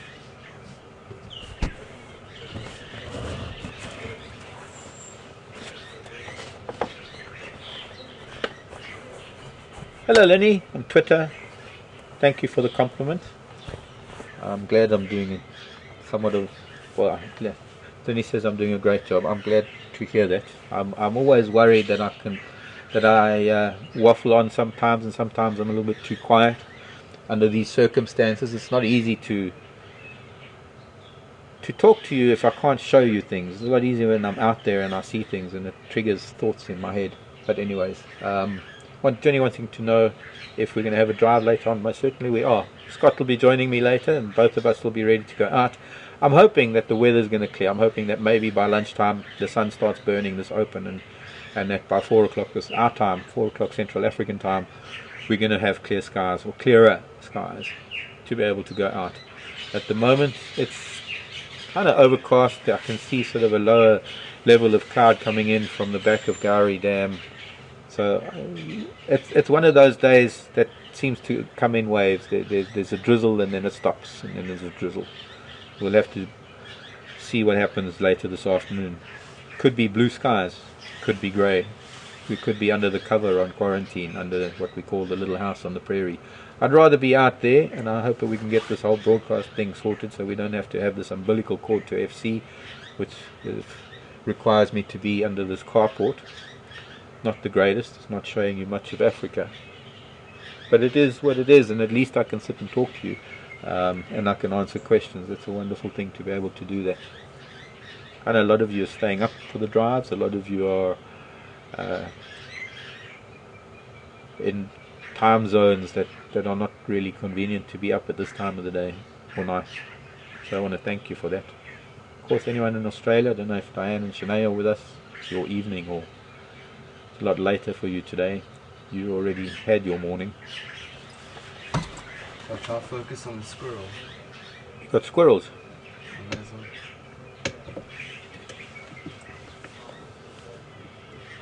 Sorry? Oh, look at that.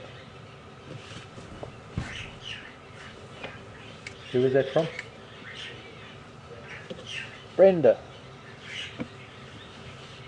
You have the close, little squirrel. Is that the closest you can get? Yeah. Okay, give me more of this and less fence. Yeah, there, thanks. This is a fence that surrounds the house, just to prevent animals from getting into the house. There's the owner's house, Yuri's house that we're at. Brenda on Twitter wanting to know if there are any colours that in terms of humans, I suppose, in what we wear, that can trigger something in animals. Yes, there are. Nature has what we call aposematic colouring. Animals that have very distinctive colours that are warning colours.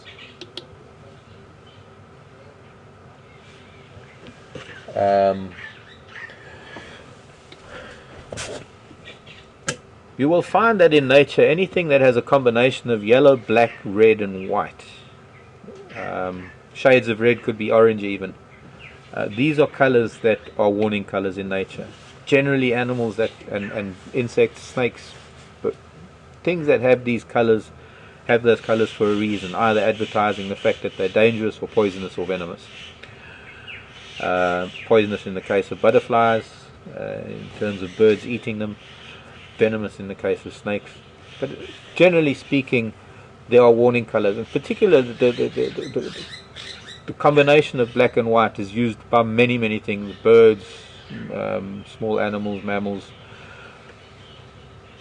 as not only warning colours but also as communication colours. So when you do come to Africa, as much as a lot of people like to wear white because it's cool in the very heat of Africa, probably the worst thing you can wear when out in the bush, because it stands out. It's a warning colour.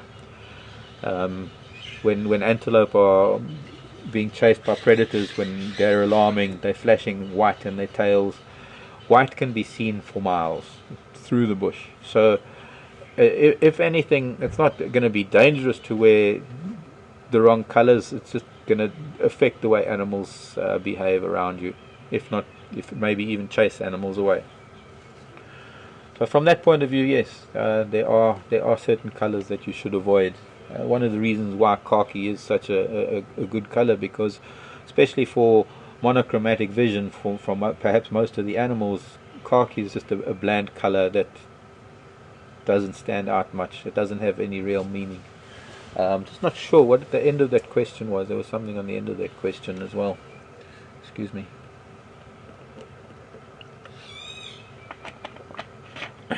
Keep the kidney hydrated.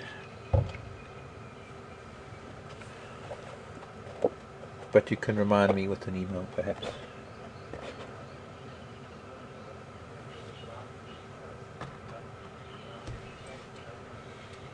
Gina in California, I think.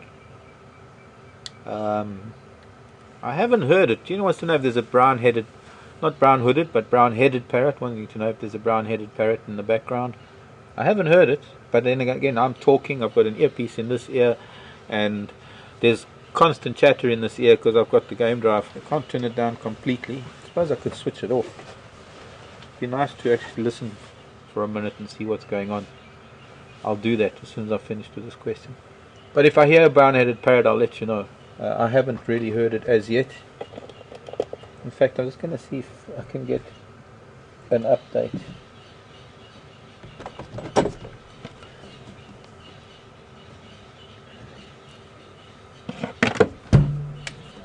Morning stations, could I get an update please for the morning? For Western Gowrie. No one out there. Maybe they finished drive already.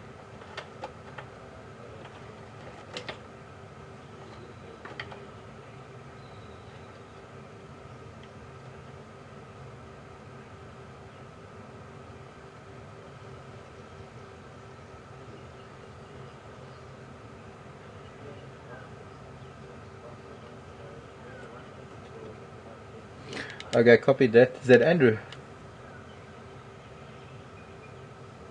How's it, Andrew? Nice to hear from you.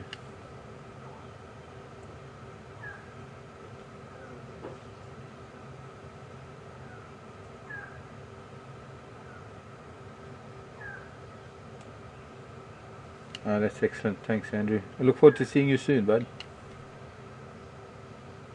Yeah, we'll make a plan. Okay, it's nice to have actually been reminded of that, because earlier on I was talking to you, I was telling you that I think when we started, I heard that there were lion tracks coming down Gowrie Main, and that they'd gone on to Grey Lurie crying. That lion tracks had gone on to Little Gowrie. Evidently there was a kill on Little Gowrie, and I said maybe they'll come over this way later, and they have. We've actually got some of the Kahumas on Spam Road, I think he said, or Weaver's Nest, somewhere there, Spam Road or Weaver's Nest out of Puddle. I think it might be Spam Road near Treehouse Dam. If we were able to, we would be able to go there now, although there are sounds like there are a bunch of vehicles there already. We might be lucky enough to have them on Western Gowrie on Juma this afternoon, so that's really something to look forward to. I'm not too sure how many are left of the Kahuma Pride. I haven't seen them for over 3 years, so it'll be very nice to see those cats and see what the composition of that pride is. Good news about that. So, Jason, I had my volume down because I was talking on the other radio, so if you can go with that one again, please.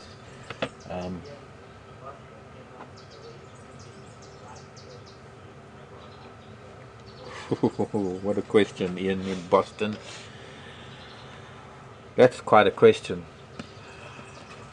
Where would I like to go to see wildlife where I haven't been elsewhere in the world? Gosh. Okay, I think the two places that come to mind would be maybe Madagascar and three places. South America, like Belize or Ecuador or something like that. Madagascar and Australia, incorporating New Zealand. And the reason why I chose those countries is because such vastly different wildlife. I'd love to get up to India to see tigers. I would be far too scared to get to places like China, Japan. The density of humans, I think it would be far too overwhelming for me. Some of the Indonesian islands maybe. The problem is that I don't know if I would ever get to these places, so if I'm going to have dreams of going to places, I suppose it doesn't really matter how many people there are, because I'm never going to get there. But the reasons why I would like to see some of these places is because of the particular type of wildlife that occur there. I mean, Australia is unique, and the marsupials and the fact that there are some connections to Africa in terms of geology and some species of things that have been on the continent for so long that they have relatives in Africa. Species of termite, for example, that lives in the southern tip of sort of the southern area of Australia around Sydney, and the only other or the closest member of that termite family lives sort of on the southern tip of Africa. That kind of thing is the closest that that there is to Africa, but otherwise everything else is different. And the same with the mainland of with Madagascar and mainland Africa. Madagascar's been set apart from Africa for so long. There might be some similarities, like the baobabs and the number of different species of baobabs on Madagascar. But there's the wildlife that is so vastly different and so unique and endemic to Madagascar. But then there are even places here in Africa, as much as I would love to see different wildlife areas for as vastly different types of wildlife. I've spent time in East Africa and Southern Africa, but I would still like to get to a place like West Africa, Cameroon or Gabon. Used to hear a lot about Gabon from Seb, who was one of our camera people from way back when. He did a little bit of guiding from the last time we were here at Juma. And Seb was from Gabon. He used to tell me a lot about it. And earlier this year, I spent a lot of time with a chap from Cameroon and another chap from Gabon, a couple of people. I was looking after a group of students and their professor from the university up in near Johannesburg, or Pretoria, known as Tshwane University of Technology. And they were doing a plant study. They were actually doing a plant sample study, which required us to be out in the field all day, taking plant samples from quadrants. But it was more about the methodology rather than the individual specimen. It was important to identify the individual species or specimens that we were looking at within the study areas. But what it really was trying to establish what the best method for sampling was, what would give the most comprehensive result, whether it was whatever method it was for collecting. So we had to do 3 collection methods, and of course all of that information I haven't got access to it, but I will once he's finished correlating it all, to find out what the best method for plant sampling would be. If you take an area and you want to know what plants you would find in an area, you can't identify every single plant in the area. You just have to take sample quadrants, and what would be the best way, whether it would be to do random quadrants or anyway, I can't quite articulate that, but it was very interesting. What was most interesting about it was the knowledge of these people.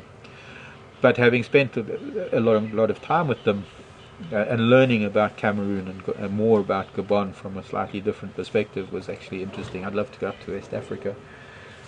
To see gorillas and elephants in the same place would be phenomenal. Up in some of the forested areas along the coast, there's a national park where the elephants have opened up these marshy areas. They're known as lays, I think.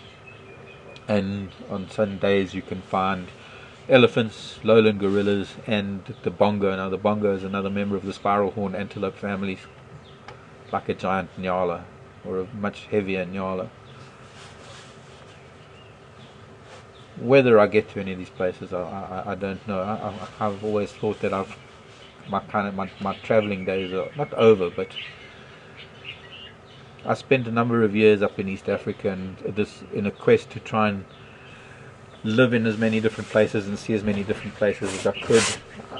I'm kind of more into being sedentary at the moment, putting down my roots again back in the Timbavati, which I've been doing for the last 3 years, and freelancing from there, but keeping that as my base.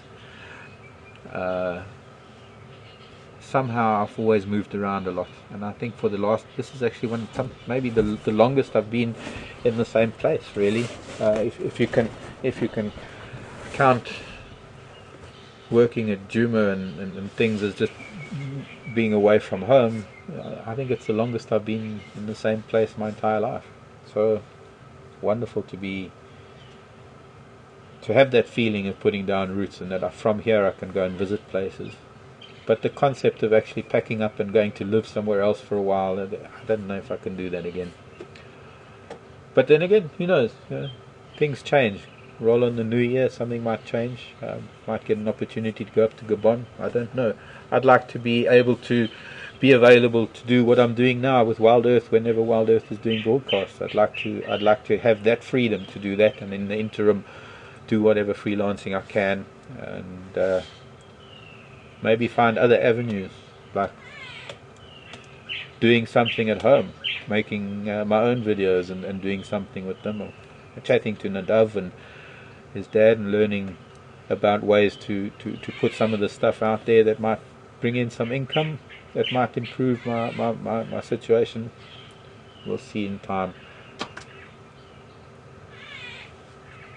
Something fell on the roof.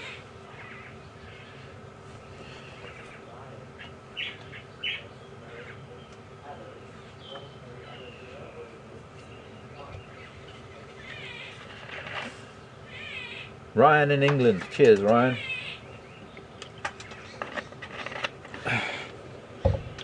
Aloe vera. Wanting to know if all aloes carry aloe vera or if it's a specific plant.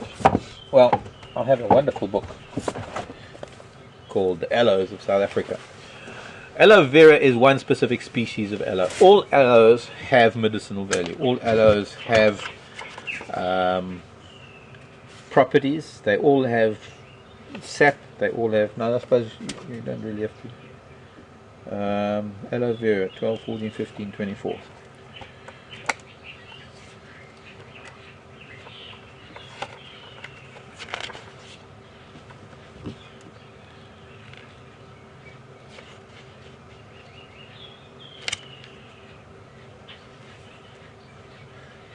What I'll have to do is, because it's going to take me a while to go through this, but aloe vera itself, let me just see something.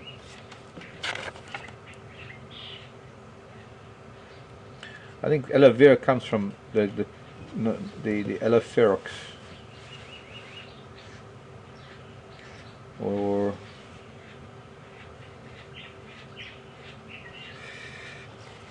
all bitters that can become.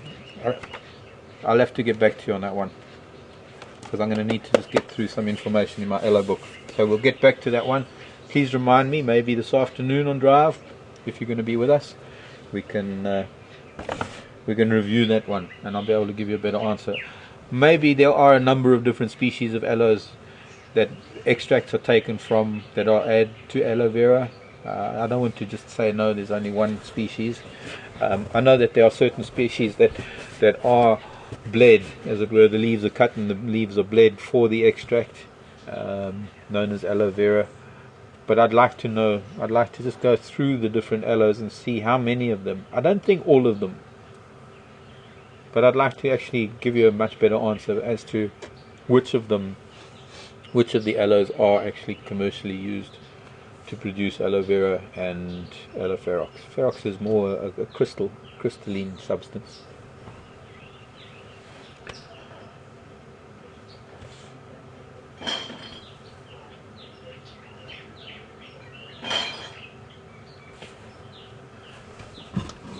Who's that from, please? Steve in Michigan. Hello, Steve in Michigan. Do dung beetles really use the sky as navigation? I think everything does, Steve. Sun, moon, stars, everything. Every single insect on the planet uses the sky as navigation. The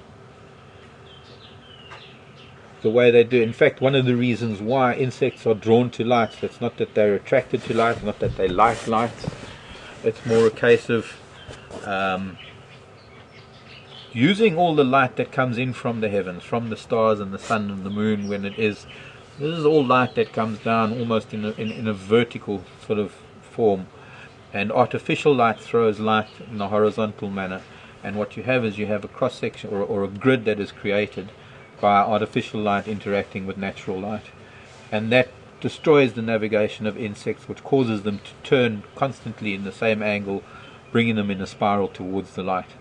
And that's one of the reasons why insects are drawn to light, because of their navigational requirements. In fact, I'd say that pretty much everything in nature, even plants, navigate with light.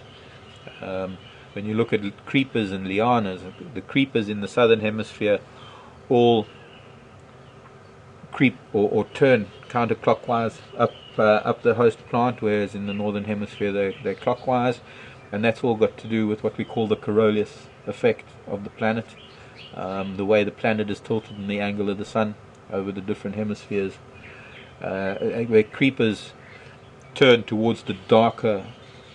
They have things called auxins in their cells that cause the bending motion, and they bend towards the dark of a tree trunk to make sure that they got something to climb on. And it's the angle of the sun and the hemisphere that determines whether they're going to turn clockwise or counterclockwise. It's very interesting when you get into the Coriolis effect and everything that happens with it. There is such a thing as the water going one way and the other. Of course, in a basin or a bathtub, it's not going to happen there because it's such a small body of water. But in terms of much larger bodies of water, there is certain movement. If you look at the currents in the ocean and things like that, you look at things like hurricanes and typhoon type wind systems, how they turn in counterclockwise in the southern hemisphere, clockwise in the northern hemisphere. Of course, nothing to do with light, but what it does do is it assists everything in navigation, the angle of the sun and the seasons, the light from the moon and the stars. We don't really realize how much our lives are influenced by what is coming down from up above in terms of light and gamma rays, X-rays, all sorts of rays. It sounds science fiction, but it's not. Somehow it influences every living creature on the planet.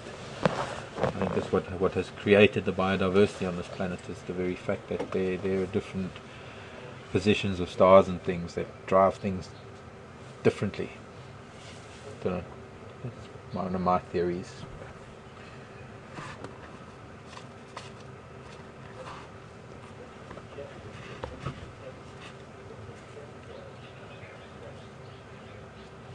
Sure, Jeffrey, Austin, Texas. How many bats have you seen lately, Jeffrey? I suppose they're all hibernating. You're not seeing your bats in Austin at the moment. How many butterflies? What sort of butterflies and moths do we get here? Wow, I can't even begin, Jeffrey.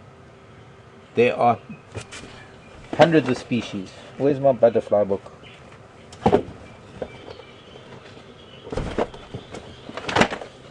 Butterflies of South Africa, courtesy of Dave Hill in the UK. This was given to us here at WildEarth many years ago. There might be something in here that will tell me how many species there are.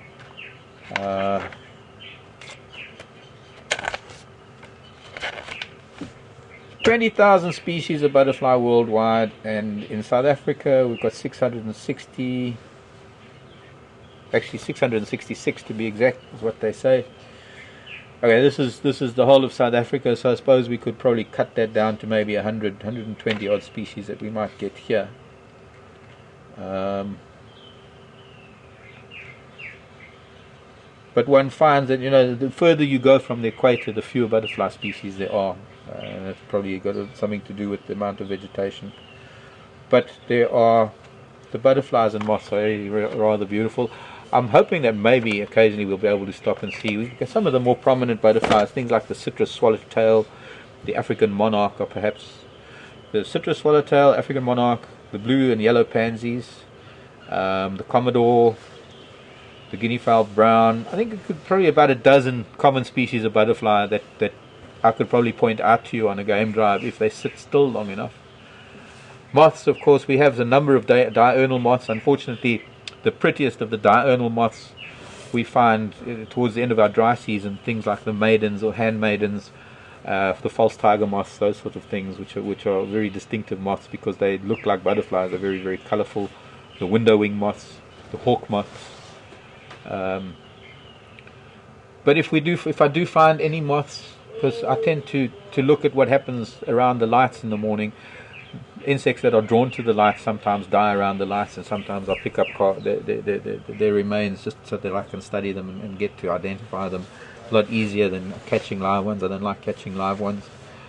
And if I do find any dead ones, I'll be able to bring them on drive and be able to show you. I like doing that because it's quite interesting to be able to have it in the hand. Being an animal that has an exoskeleton that doesn't change its composition when it dies, it's nice to be able to see without having to disturb a living animal. So I'd like to try and do that if I can, if I find anything over the next weeks. and I'm sure it's not something I'll have to remember. It's just something that I naturally do. I know I've already got a dung beetle down. Maybe I'll bring it out this afternoon. I've got a lovely dung beetle specimen that I found that I can put on the dashboard, and since it's dead and not going anywhere, you can study it and get a close-up of it. But, yep, okay. Blair.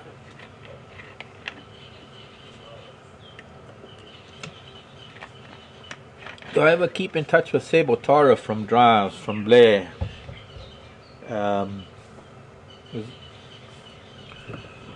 Seb, no. I mean, I was chatting to Seb earlier on in the year. I suppose if I was on social media more, I probably would. But then again, Tara isn't either. Tara kind of lives like I do. We kind of cut off from the rest of the world. I have seen Tara. I've chatted to her occasionally. I've been over to the Leopard Project a couple of times in the past. I haven't been there for a while, but I think it was last year that I was last there. When I last chatted to her and spent some time with her, we were doing a bit of filming for something. But not on a regular basis, unfortunately. I know Seb's got his family down in the Cape, and I'm hoping that they live not far from where my parents live. But sadly, I haven't seen my parents for 2.5 years now, so I haven't been down there for 2.5 years. I'm hoping that if I'm lucky, I'll be able to maybe go and see them after I finish here at WildEarth, if I can manage it. Because I'm really missing my folks. They were watching the drive. I think yesterday for the first time, and like really properly in the 6 years that I've been doing this. They're now able to occasionally watch it. I don't know, Mom, Dad, if you're watching, I love you, and so glad that you're able to watch this from time to time now. Other than that, if I go down to what's Knysna, where my parents live, is in a town called Knysna, I'll be able to go and see Seb and Shannon and the kids. I'll make a point of going to visit them. But sadly, no, I haven't really kept in touch. I've been in touch with Herman, who is in Korea, South Korea or something at the moment, wanting to go to Thailand, I think. He and his fiancée, I think, or girlfriend. Who else is there? Nice catching up with Peter Pretorius recently. I used to bump into Patrick a little bit, but Patrick kind of followed the wrong path in a way. I think I haven't seen him for quite a while. I occasionally used to bump into him in Hoedspruit when he was doing some shopping, and so was I. He used to be at a lodge in Manuleti called Tinswalo. I don't think he's there anymore. He had an incident with the police that I'm not too sure of the details of. And who else was there? Alex, who's here with us now, and Pete Brat. Other than that, in between the stints that I do with WildEarth, I don't really have much contact with everyone. But that's mostly because I don't really have contact with anyone. I don't have a very strong signal at home in terms of telephone, and I don't have electricity, so I don't have internet, and I don't have much of a signal on the phone to be able to get internet on the laptop. And if I do try and get on the internet on the laptop, it takes the entire battery life of the laptop before it'll open up a home page. It's so slow. So I tend not to even try that anymore. That's through one of those 3G modems. What do you call it? A dongle, I think. Thing you plug into the computer that becomes a modem. Sadly, doesn't work very well.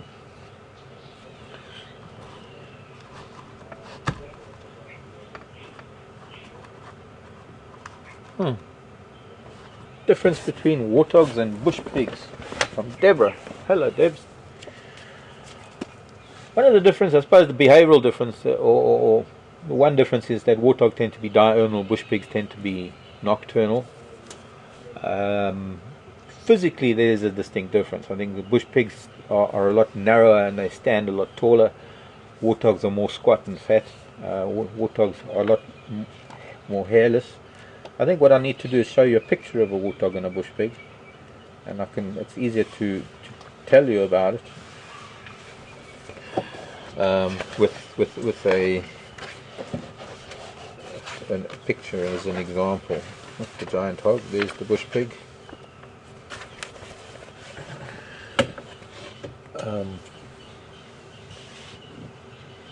No, this one.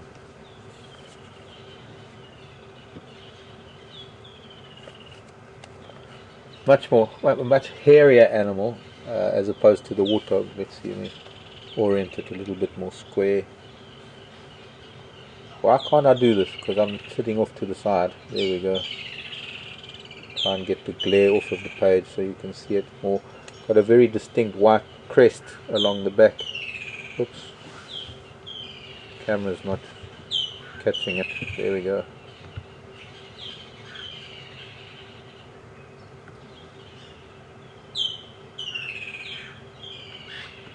And then of course, well, you all know what a warthog looks like.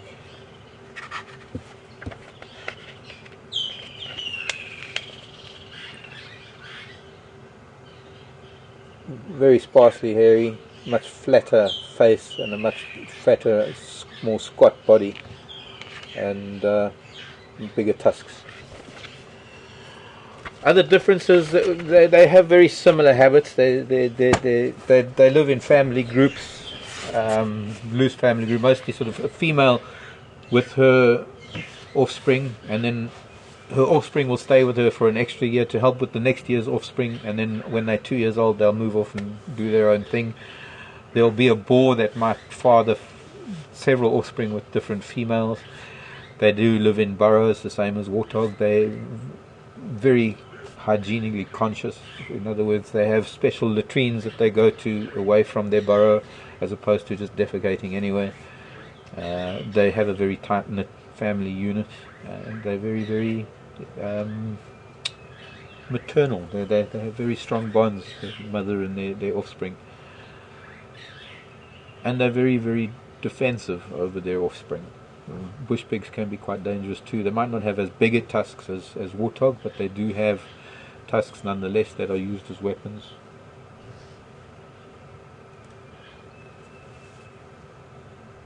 And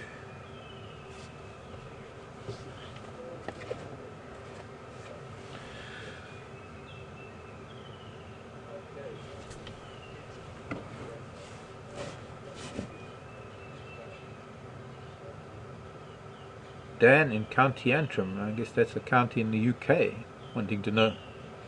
Oh, Ireland. My apologies. Ireland, County Antrim. Oh, County Antrim. Yeah, that sounds Irish, I suppose. County Antrim. It's nice to have you from Ireland. Anyway, difference between Greater and Lesser Kudu. Difference is like the difference between trying to think of an analogy, like a bushbuck and a nyala in a way. They belong to the same family, but they're just different antelope. I suppose if we had called the Greater Kudu one thing and the Lesser Kudu another thing, we wouldn't have much of a query as to the difference. The main difference is size, of course. The Lesser Kudu looks exactly like a Greater Kudu, except it's the size of it's a little bit bigger than a nyala. It's probably about the size of a mountain nyala. We look at all the, once again, going back to the book, it's like a miniature version of the Greater Kudu. It's quite an amazing antelope. I've been very lucky to have lived in places where both Greater and Lesser Kudu occur. In fact, I've up in the Tarangire National Park, where I was running a small walking camp, I was very lucky to be able to see both Greater and Lesser Kudu in the same walk on the same day. So I mean, if I was to show you, I mean, the Lesser Kudu doesn't quite have as heavy a heavy horn as this side here. Doesn't quite have as spiral a horn as the Greater Kudu. Of course, this is a picture of a male running with his tail curled over his back in alarm. That's how they signal to other members in the herd that there's danger, and of course flashing that big white tail helps those in the herd to follow through the bush. So the Lesser Kudu, very similar to the Greater Kudu, perhaps half the size, slightly more, obviously the female's a little bit more nyala looking than female kudu tend to be. Oh look, I've got a feather. Always feathers in my book. And of course there's Greater Kudu, which we all know what the Greater Kudu looks like. But if you had to see them in the bush, I think there would be no mistake whatsoever. you wouldn't have to wonder whether it's a greater or a lesser kudu. The lesser kudu, the distribution of the lesser kudu is very limited to parts of East Africa, and when you do see a lesser kudu, you know immediately it's a lesser kudu, because there would be you can't get a greater kudu as small as that with the kind of horns, because when a young male kudu's horns start growing, he's already a foot taller than a lesser kudu. So when you see a lesser kudu, it's one of those amazing things is that you know automatically it's a lesser kudu. There's no question about it, because it's such a small antelope with these kudu horns, and clearly as an adult it's a lot smaller than even a yearling greater kudu. But generally they're very similar. They do look very much alike. Was Tarangire that I had lesser kudu. I had lesser kudu up, I think, in Meru National Park, and there was lesser kudu in Ruaha National Park. Weirdly, that Ruaha National Park is down in the southern part of Tanzania, and Tarangire National Park is up in the northern part of Tanzania, and I spent many years sort of in the central part in a game reserve called the Selous Game Reserve, and there's no lesser kudu in the Selous Game Reserve, yet you find them in the south and in the north. So for some strange reason, could be geographical, because of the Great Rufiji River, and who knows what the reason is why they don't occur there.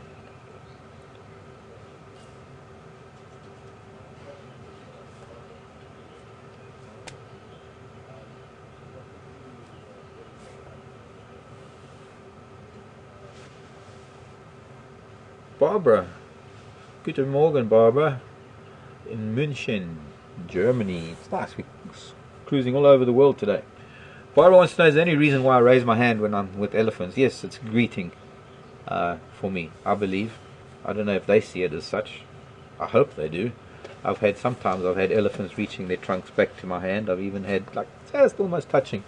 But especially when I have an elephant right here next to the Land Rover, I like to reach out. I like it. It's the same way. When we're watching elephants, I'll show you. When you get a subordinate or a younger elephant trying to greet an older elephant in respect, it's almost like a sign of respect for the age. A younger elephant will stretch out its trunk, because what it wants to do is wants to put its trunk in the other elephant's mouth as a greeting. It's a thing of courtesy. It's a sign of respect, and it's a method of greeting. So I'm trying to show them that I respect them as an elephant, and I'm trying to be an elephant, and I'm just trying to greet them. So for me, it's hello, come and say hello. So that's I guess all it is, really. I love elephants. I don't really want to touch, because I don't want to break that sort of bond, or not bond. I don't really want to break that barrier, especially because they are being poached on in such high numbers. It breaks my heart to think of.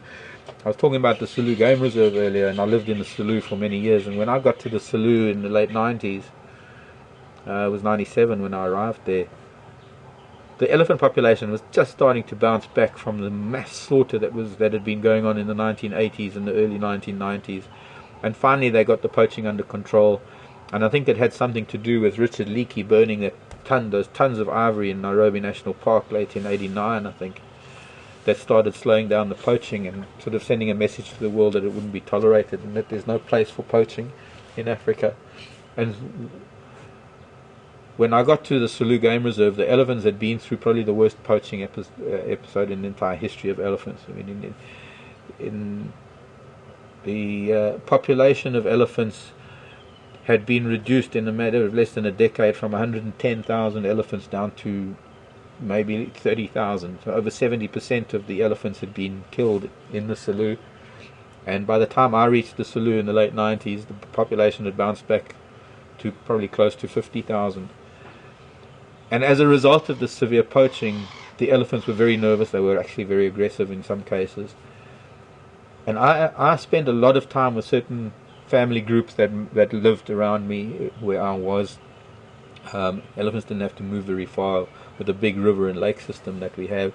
I had elephant bulls in camp 24 hours a day who I became very friendly with, and I should have brought some photos of Joseph actually, because I found some and I've mentioned him before. If I ever get a chance to go home and come back on air, I'll be able to bring some of those photos, even though they were damaged in the flood. But anyways, just to sort of end this off quickly, and it might be a sad note, but it's just something to think about, and it's something that maybe we need to look at. There have been so many programs about elephant poaching and the numbers of elephants that are being decimated. But those very family groups that I calmed down and became so accustomed to, or getting them accustomed to the vehicle, that I eventually had them coming right up to me, were probably the very first elephants to be poached, because now the poaching is rife again. Elephants are being killed to the rate of maybe 40 to 50 a day. Not only in, this is not in Africa. In Africa, it's over 100 a day, and in the last few years, over 100,000 elephants have been killed. In Selous alone, the rate is anywhere between 30 and 50 a day that are being killed for their ivory. Where are we going with this as human beings? How, as a population on this planet, can we allow fellow human beings to do this? I don't know how this works. I'm not a human. I'm in a human body living in an animal world, and it's hard for me to understand how we live our daily lives, and it's not that we let it happen, but that it does happen, that there are humans on this planet that do these kind of things. It's really, really sad for me. But even sadder that the very elephants that I put so much trust in, and they returned so much trust, were probably the first elephants to be poached when poaching came up again. And I kind of feel somewhat responsible for that. It's very hard to live with.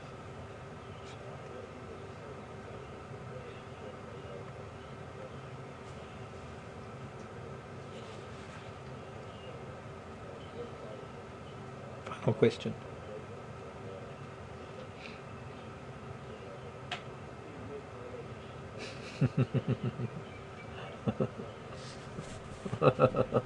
Rava on Twitter has a sort of final question in closing, and a little bit more light-hearted. I know I can get a little bit too emotional.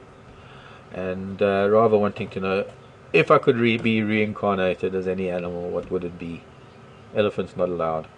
I was going to say, it would speak for itself. You would know what I would like to be. I'd like to come back as an elephant. But if elephants are not allowed, it would be an eagle, or a swift, or a falcon. No, an eagle, I think. When I look up at the sky and I see the three-dimensional freedom that birds have, I think I'd like to experience that. I think that would be pretty awesome. I'm a scuba diver, so I've had this sort of three-dimensional freedom of diving in very deep areas where you can just float and have this, you can go anywhere you wish. That kind of three-dimensional freedom that you get underwater, but I'd like it up there in the sky. I don't think I'd like to come back as a human again. Maybe an eagle. It's a difficult one, very difficult one. I don't know if we get to choose what animals we come back as. If we do, if our spirits are reincarnated, I think you've got to have an open mind about how the spiritual world works, or how our spirits work, or how we work. Can it be that when we die, it's just the end of everything, or is it just the end of our physical body, and spiritually we still continue on? It's something to contemplate, most certainly. It's just one of those things that we won't know till it happens, and you can't come back after it happens.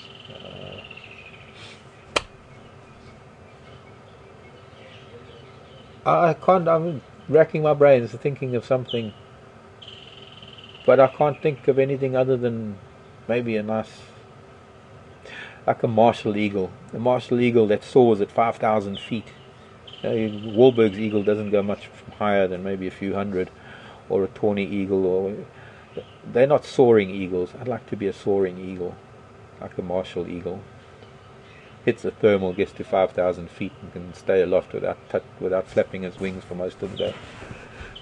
I think that when I see swifts reeling through the sky before a storm, and the speed and the agility that they have in the air, that's also another kind of freedom that even an eagle doesn't have. That kind of master of aerial maneuvers. I think the swift is probably about the best of all of them. So, food for thought, and we'll be back with you in a few hours' time, 4 o'clock our time, Central Africa time, and I hope to see you then. Scott will be with me. We'll be doing our double act again, and the sounds of things, we might even have some line to go to if the Kahuma stay up on Western Gowrie. Hopefully they don't cross Gowrie Main and go back. So something to look forward to this afternoon. I hope there are going to be Ellies around. There's lots of Ellie tracks. I'm also hoping the sky is going to clear, and we will see you then. Thank you for joining me. Thank you for all the questions. I hope I've enlightened you on a few things, and we'll continue. We'll continue this when we're driving around. Please keep the questions coming. We love it. It's what keeps us going.